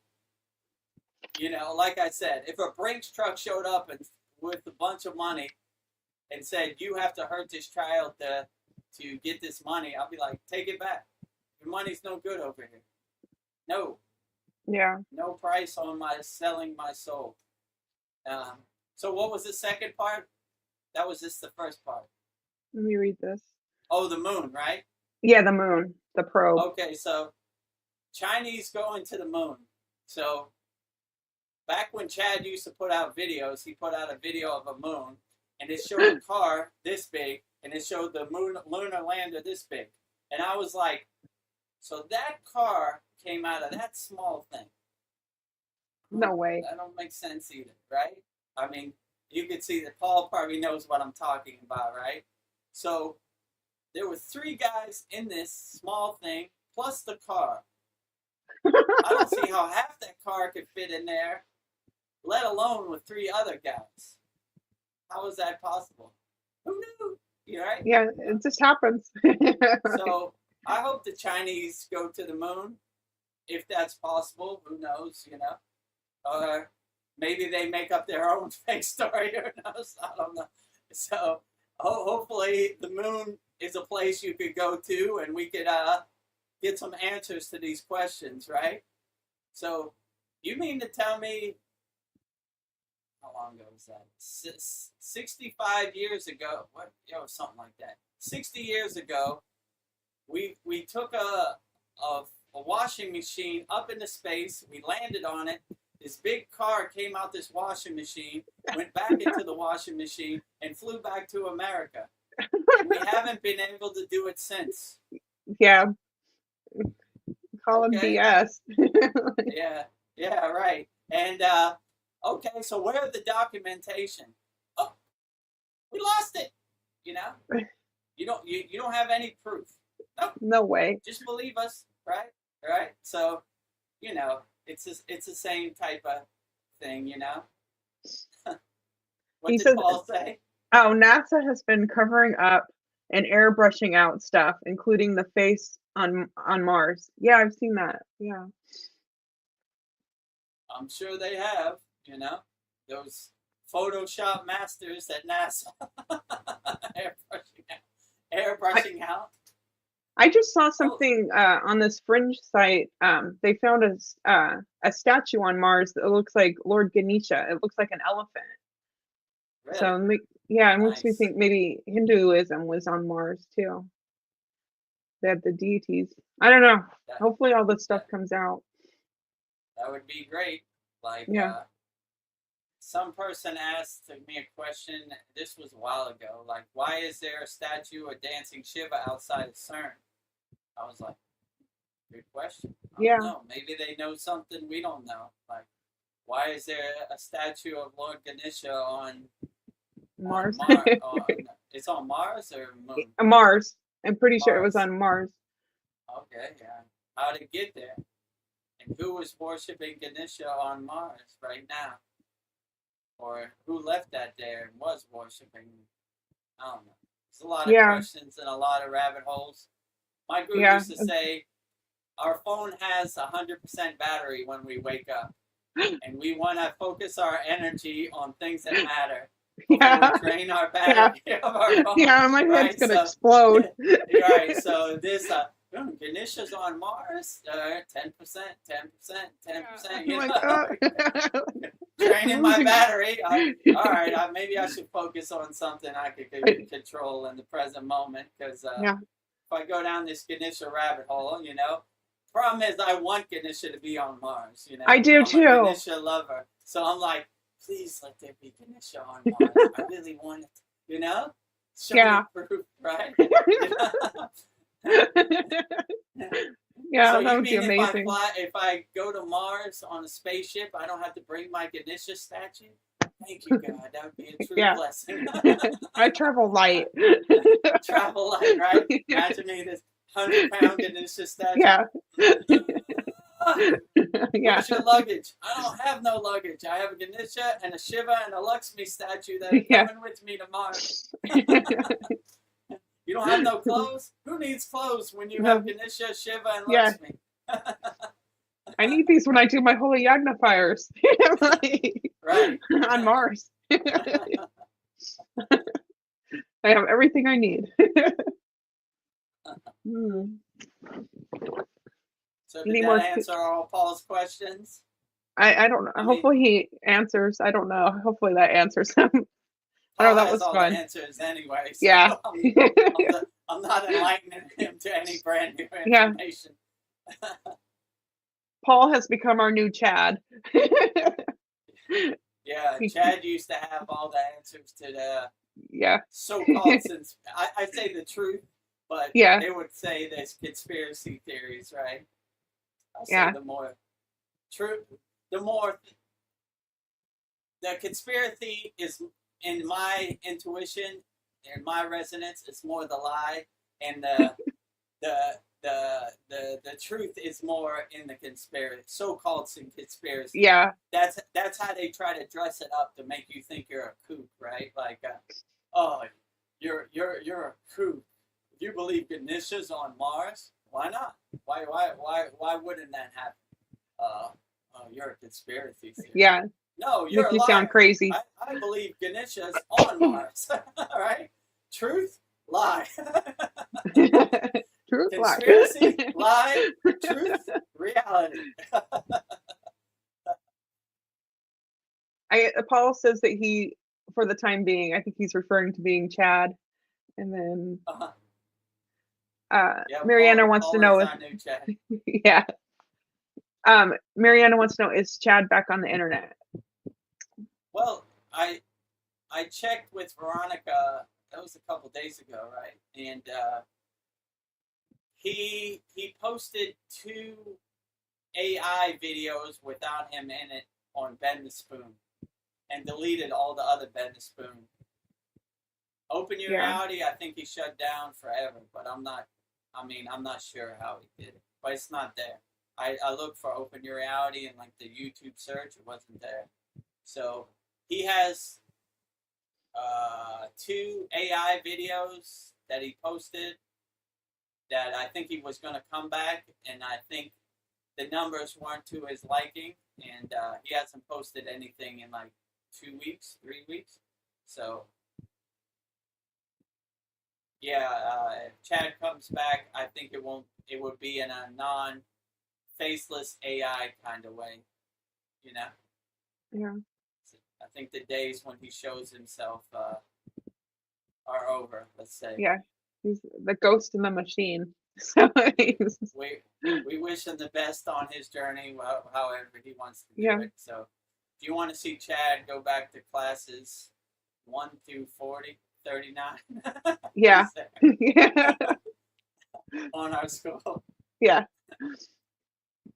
Then after Babaji's birthday, he was gone. I think that, what was that, class 39? 39, right? Yeah, that we celebrated Babaji.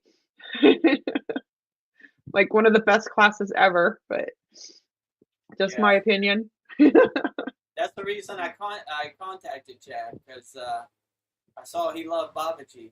So that should have been the best class, the most glorious class ever, because we celebrated Babaji. And his #1 video on Open Your Reality was the Babaji video. So hence, that's why we started the Kriya Yoga School and everything. And so, well, it's just me, but I wouldn't do anything to make Babaji mad. I would do everything to make him happy. So that's just me. That's me too, but other people have their own path they have to walk, you know? I want to make him happy. I'm going out of my way to make Babaji happy every day.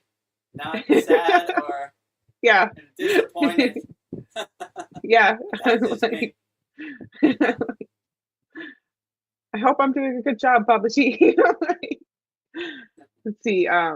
Paul says he must have got his teaching job. That's what I heard. So. Yeah, I think so. I can't confirm or deny that, but my intuition says he's probably happy in his new life. So all the best to Chad. None of this would have been possible without Chad. So whatever he chooses to do on his journey, we wish him the best. Hopefully, God puts the wind behind his sails, if you know what I'm saying. Yeah. Safe travels, my brother Chad. Safe travels. We're always here if you need it. Yeah, if he wants to come back. But I'm still the moderator. Back, or you want to call me, you know, you want to continue your Kriya Yoga journey at the Kriya Yoga School, you're always welcome. Yeah, he was my favorite YouTuber for a long time. I enjoyed his videos. I thought he was doing good work. So I don't know, but Yeah, I'm me happy. too. But I'm happy it brought me here. So I'm very thankful to Chad. So thank you, Chad. Yeah, I'm very thankful to Chad too, because without Open Your Reality and Chad, we probably wouldn't have the members we have. Yeah, It's good to get the word out there about Kriya Yoga. absolutely. And hopefully the techniques he learned from classes 1 through 39 help him the rest of his life, and he can integrate it into his daily practice. Yes. Yeah. He had a front row seat, so I hope so too. Uh, well, let's see. I don't see any comments from Paul unless he's typing away. Well, we've had a good conversation for 3 hours. Oh, wait. Here we go. Jai, Chad. Perfect. Jai, Chad. Jai. Jai. Jai, Open Your Reality. Jai, Bend the Spoon. Jai, Kriya Yoga School. Mariana, I am too sensitive lately. People that shut me out, argue, don't let me talk, and with a closed mind upset me so much. Sometimes I feel offended. I don't know why I feel this way. Yeah, so I would say what other people do, that's more their karma. You should feel compassion for them, and you should have more your shield up to protect from negativity. It should be like, how would my mother say this? Like water off a duck's back, right? It shouldn't you shouldn't let it attach to you. That's when it really affects you. You should just let it roll off you. When you know who you are and you're a self-realized being, no one could tell you who you're not. So Yeah. if people try to talk bad about you and tell you who you're not, you shouldn't let their projections become your projections. You should just let it roll off you like, yeah. I mean, I used to remember, like, people used to say I was a bad DJ, and I wouldn't believe them because I knew I was a good DJ. So when you know who you are inside you as you, no one can tell you who you're not. So people trying to, I'm going to say, hit you below the belt and dance under your skin, don't give them that opportunity. Like a lot of these people have a lot of spiritual growth they need to do. So like somebody who's on a vibration of, let's say, I don't know, kindergarten can't vibrate with a higher frequency being that's at a university. So like I mean, kindergarten's a bad way to say it because they're probably more enlightened than the university beings, but it lower level frequency beings can't understand higher frequency beings, and they want to kind of drag you down into the mud so you're on their level. Like I said before, misery enjoys company, so they want to drag you down, and you can't give it to them. You just got to put a smile on your face and kind of laugh, like, ah, good one, yeah. Like, I don't know, Vedagurudev is not a real guru or whatever, right? Ah, good one, yeah, right. I got all these pictures in the Himalayan mountains because I'm not authentic. Ah, good one. I don't believe it. I live it. I experience it. So whatever you're trying to project on me, I don't believe you because I know who I am. That's why Yogananda's place, again, is called Self-Realization Fellowship. They're self-realized beings. They don't care what any other being thinks of them.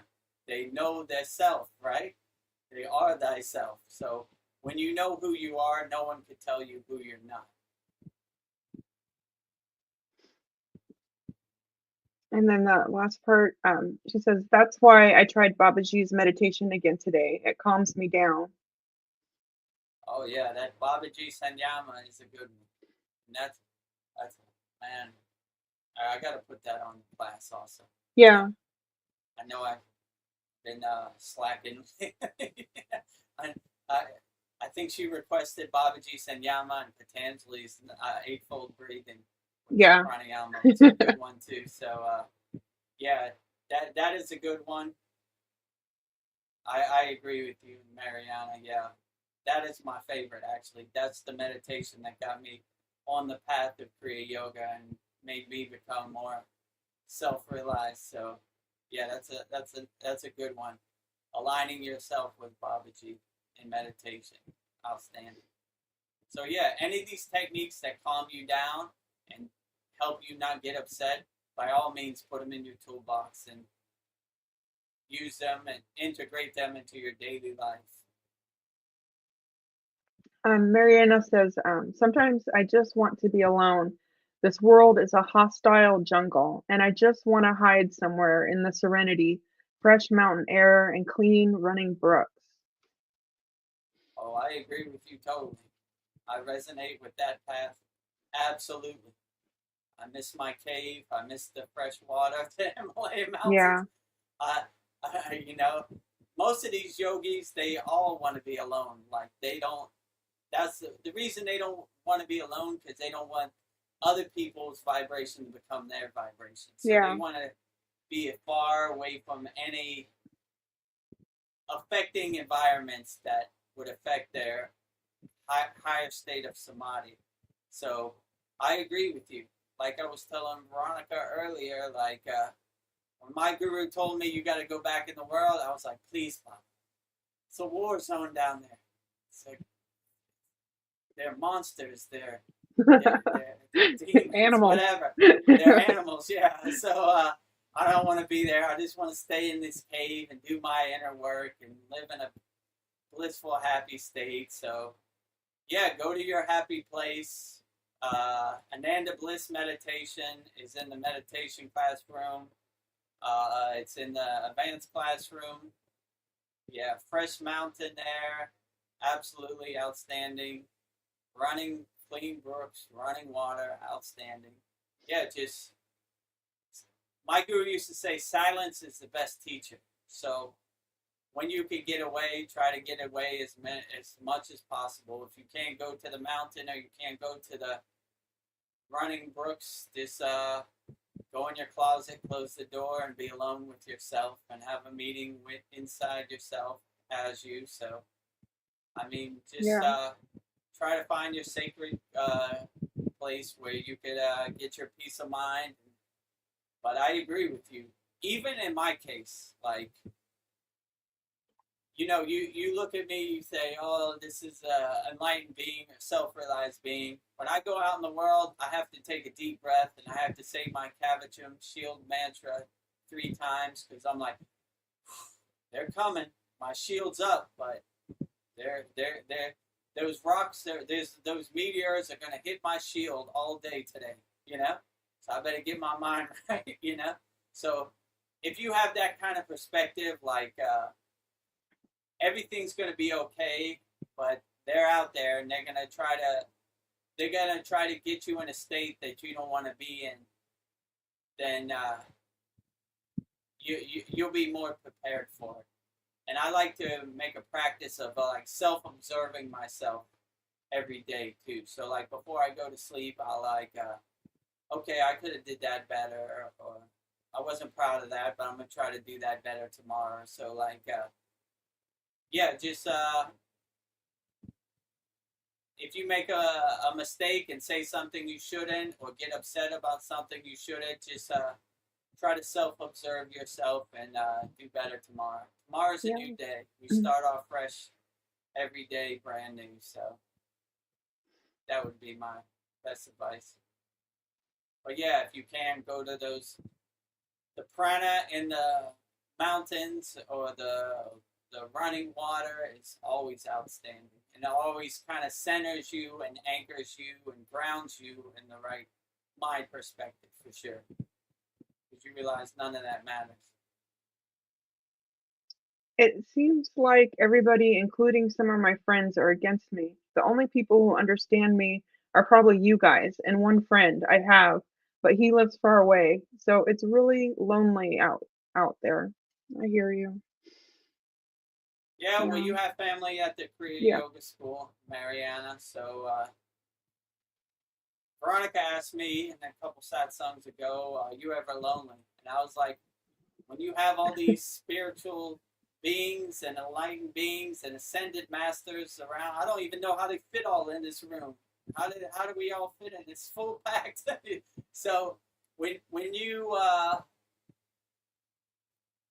start taking refuge in enlightened beings or whatever deity that resonates with you, then you can never really be too lonely. And my guru used to say, when you shed toxic friends, it's almost like magic. It's like the trash taking itself out to the curb. So like, these people are more energy vampires and suck your energy, and you don't want no one to suck your energy because you have a finite amount of battery when you wake up, before you go to sleep. So it's okay to shed those people. Like, if they don't serve you in the present moment and uplift you and understand you, then probably really don't need them anyway. So it's good to let them go.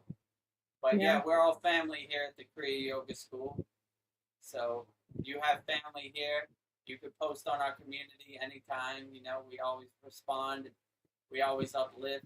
If you need help or anything, then feel free to reach out to me anytime. I'm not only a guru, I'm a therapist also. Helping all our members overcome all their problems. You're our friend too. I'm your friend. I try to be everything for all our members, all inclusive, So feel free to reach out if you need some help or assistance anytime. Yeah, I was thinking, like, when I'm driving in traffic, it like makes me crazy because I can feel all of their energy. But I know I have all these playlists of like deities on my phone that I'll stream through my car, and I've been playing Lord Ganesha because he like removes obstacles. So I'll play that when I'm driving through crazy traffic, and it helps, and I'll be singing it along. But I don't know, that's a little trick I've been doing, just like listening to mantras and when I'm driving through crazy traffic. Like, when you have the deity's wind behind your back, you catch all the green lights. It's almost like the traffic opens up for you. Like Lord Ganesh is with me.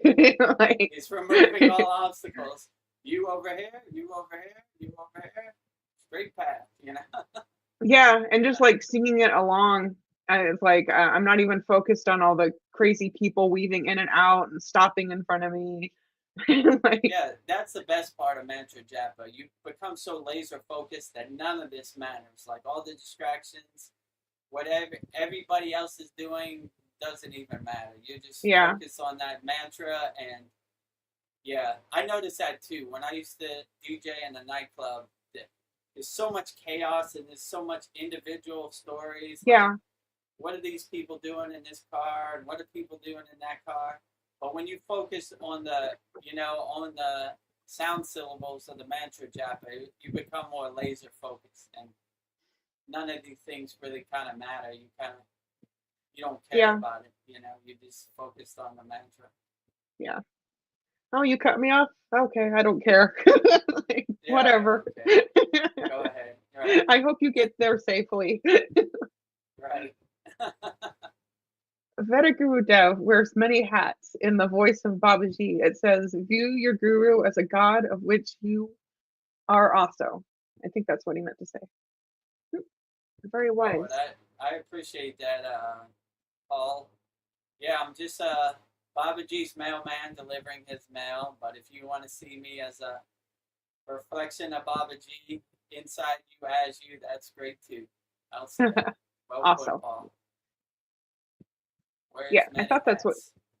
I got the Terrabuta hat on right now.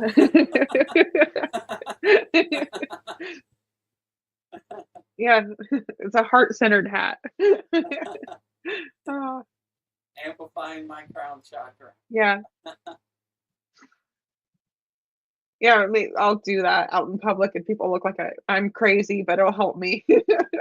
They're crazy. Yeah, they're crazy. That's the way I look at it.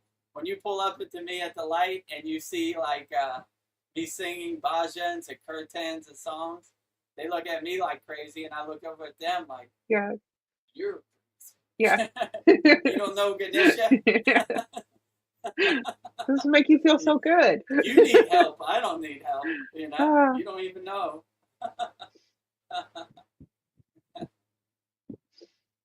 Well, I think we're all blissed out. We've had a profound conversation. I don't Yeah, know. these always really turn out very profound. Yeah. Actually. Yeah, almost 3.5 hours. I think we did good. We did great. Well, if nobody comments, maybe we'll end with a prayer if you're ready. Yeah. So we do these satsangs every Wednesday at 9 p.m. Eastern Standard Time. They usually go 3-4 hours. The longest one has gone 6 hours. So we appreciate it. What did Mariana say? She said, "Thank you, Vedagurudev, for the warm words and support. I used to live in the Caribbean before 2012 for 7 years, so I really miss the fresh seafood, fruits, and the ocean." Oh, yeah. Well, thank you, Marianne. I appreciate you for being a member of our Kriya Yoga School. Yeah, the Caribbean is absolutely outstanding. I used to go to the Bahamas all the time. So Yeah. from Miami, it's a cruise ship ride or, a short airplane flight. So anytime I got money, like God blessed me with some money, I would always ask my father, what do you want to do? And I already knew the answer. Royal Caribbean Cruise. Bahamas, here we come,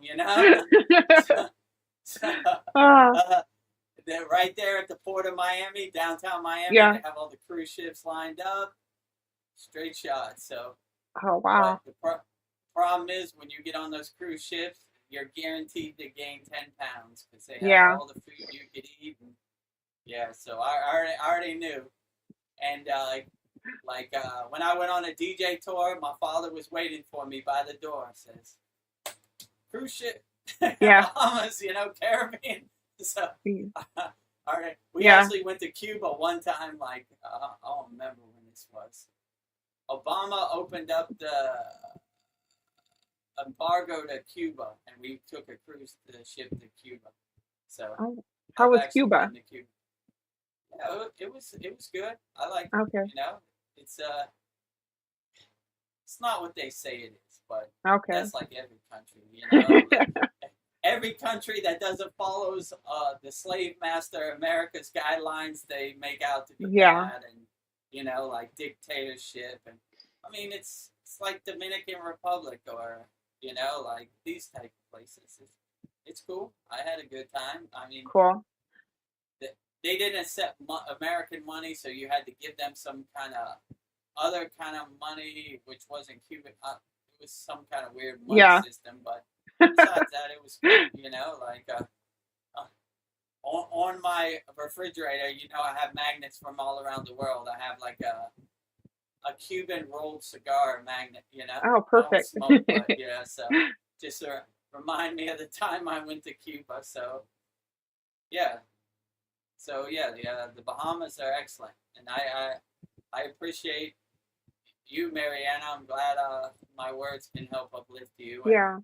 Always remember you have family in the Kriya Yoga School, so don't be a stranger. Come in anytime. We're always available. So what'd you say? Thailand is probably amazing. I wish. Yeah, Thailand is great. Tropical. I call it Miami of Asia. So it's like the Caribbean. Tropical fruit, coconut, pineapple, mangoes. I don't know, I'm missing pineapple. What else am I missing? Coconut. They had coconuts for sure. Yeah. Coconuts everywhere. So. Durian, but you don't want to eat that. Durian, Some say it stinks, I like when I would go on the airplane, they would have a sign with a durian crossed out. No durian on the airplane. Yeah. Or in the hotel rooms, they have it too. No durian. Keep that out of here, right? The smell will not go away. Sweaty sock smell, but yeah, durian for sure. Like, I mean, it's overload of durian here. Yeah, so Thailand is great. Tropical beaches, warm tropical weather. Right now is April, so it's the hottest month of the year in Thailand. So it's like 95 degrees. And when does this happen? On Sunday and Monday, they have Songkran, which is the Thai New Year, where they throw water on each other. So if you type in Songkran, SONGKRAN,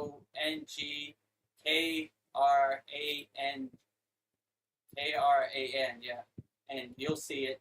So everybody brings out their water gun, their buckets of water, their hoses, and they throw water on each other.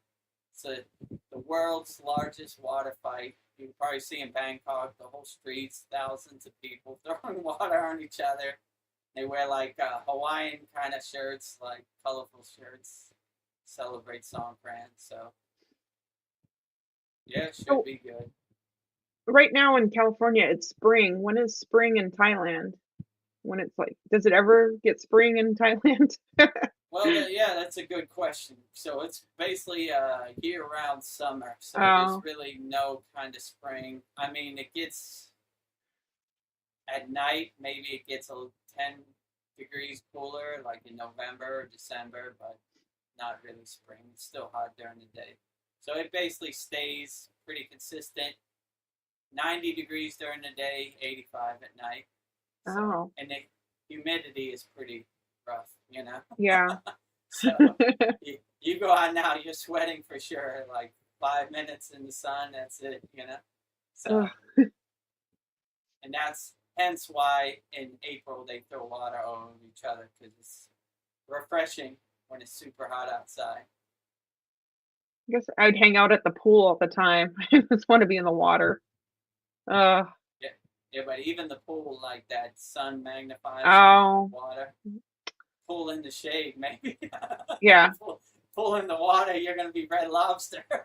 Yeah, I need to go to the Himalayas to get a cold plunge. Himalaya, definitely cold plunge, right?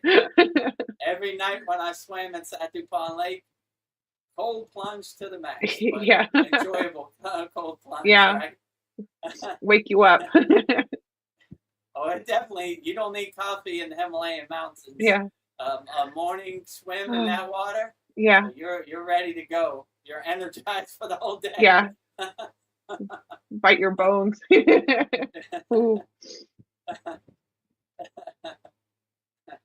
Well, me and Paul keep trying to manifest this trip for all of us Kriya Yoga students to come to the Himalayas. So that is we're making it happen.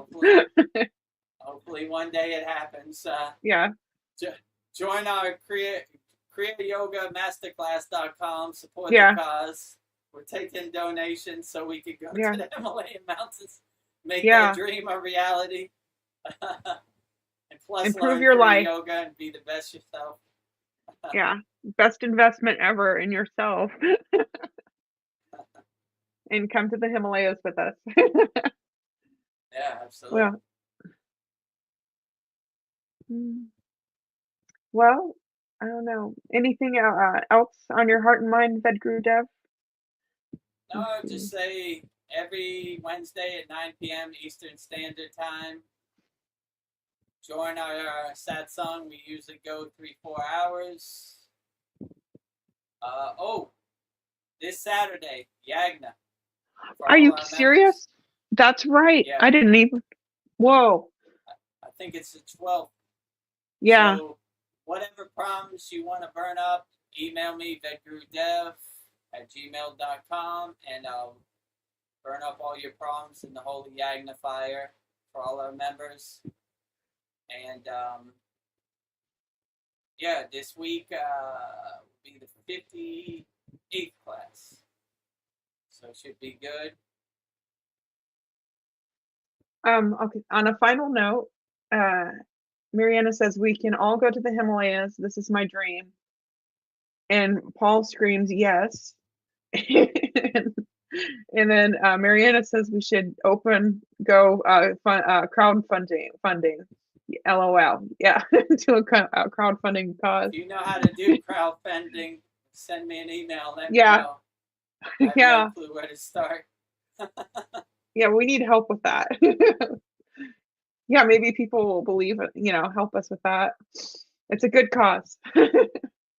And I'd love to And meet all of you guys in person. That would be wonderful. yeah, that'd be great. The only person I almost met Paul, but he was didn't make it to Thailand. But I've met Brian twice in person.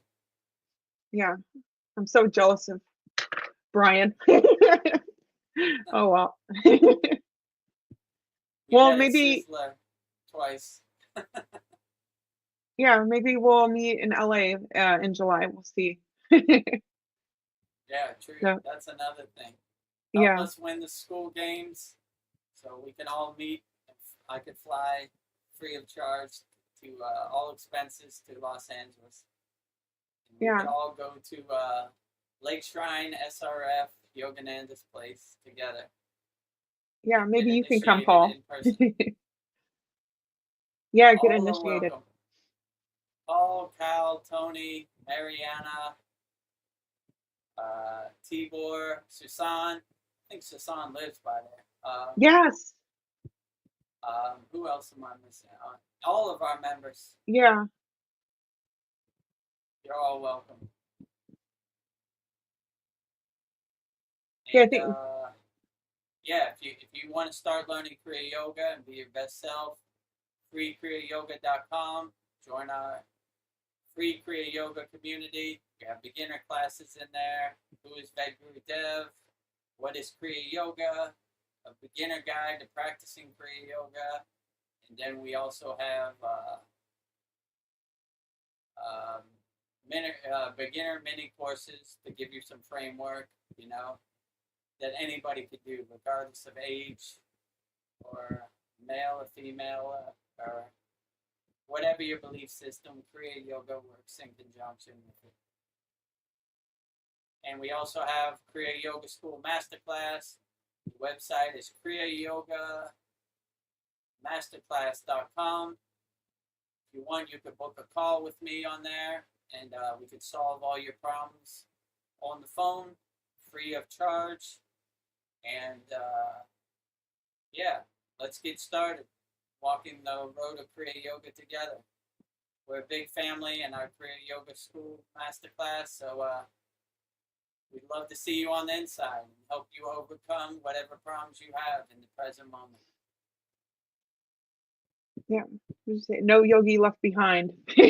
No yogi or yogini left behind. Yes.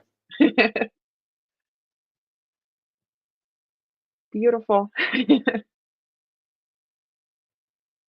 All right. Well, that was a good way to go out. There's plenty What of room song do here. you think I should sing at the end?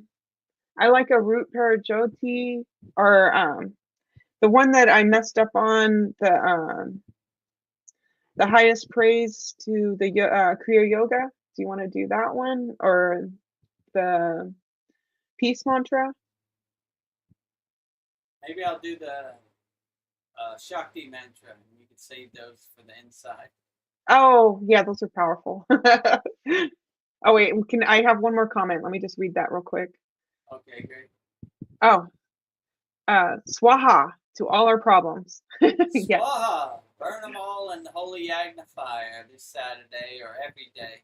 Burn it up in a candle flame or wherever yeah, you can. Swaha! Burn all your problems. yes. Soon I won't have any problems. No That's the dream. problems. All right, well, let's go out with the Shanti Universal Peace Mantra, giving peace and love to all people all around the world. Om Shanti, Shanti, Shanti, Shalom, Sat Nam, Sadhu, Tao, Om Spirit, Swami Kami, Amen, Amen, Ho min se la ho. Ho.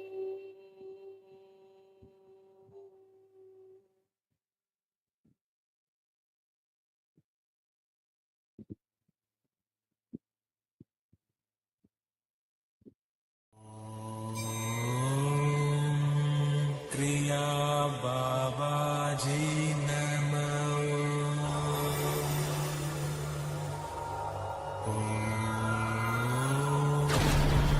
Kriya Babaji Namo.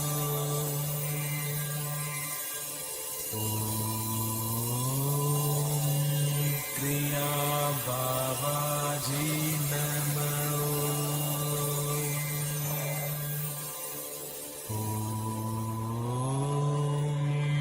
Kriya Babaji Namo.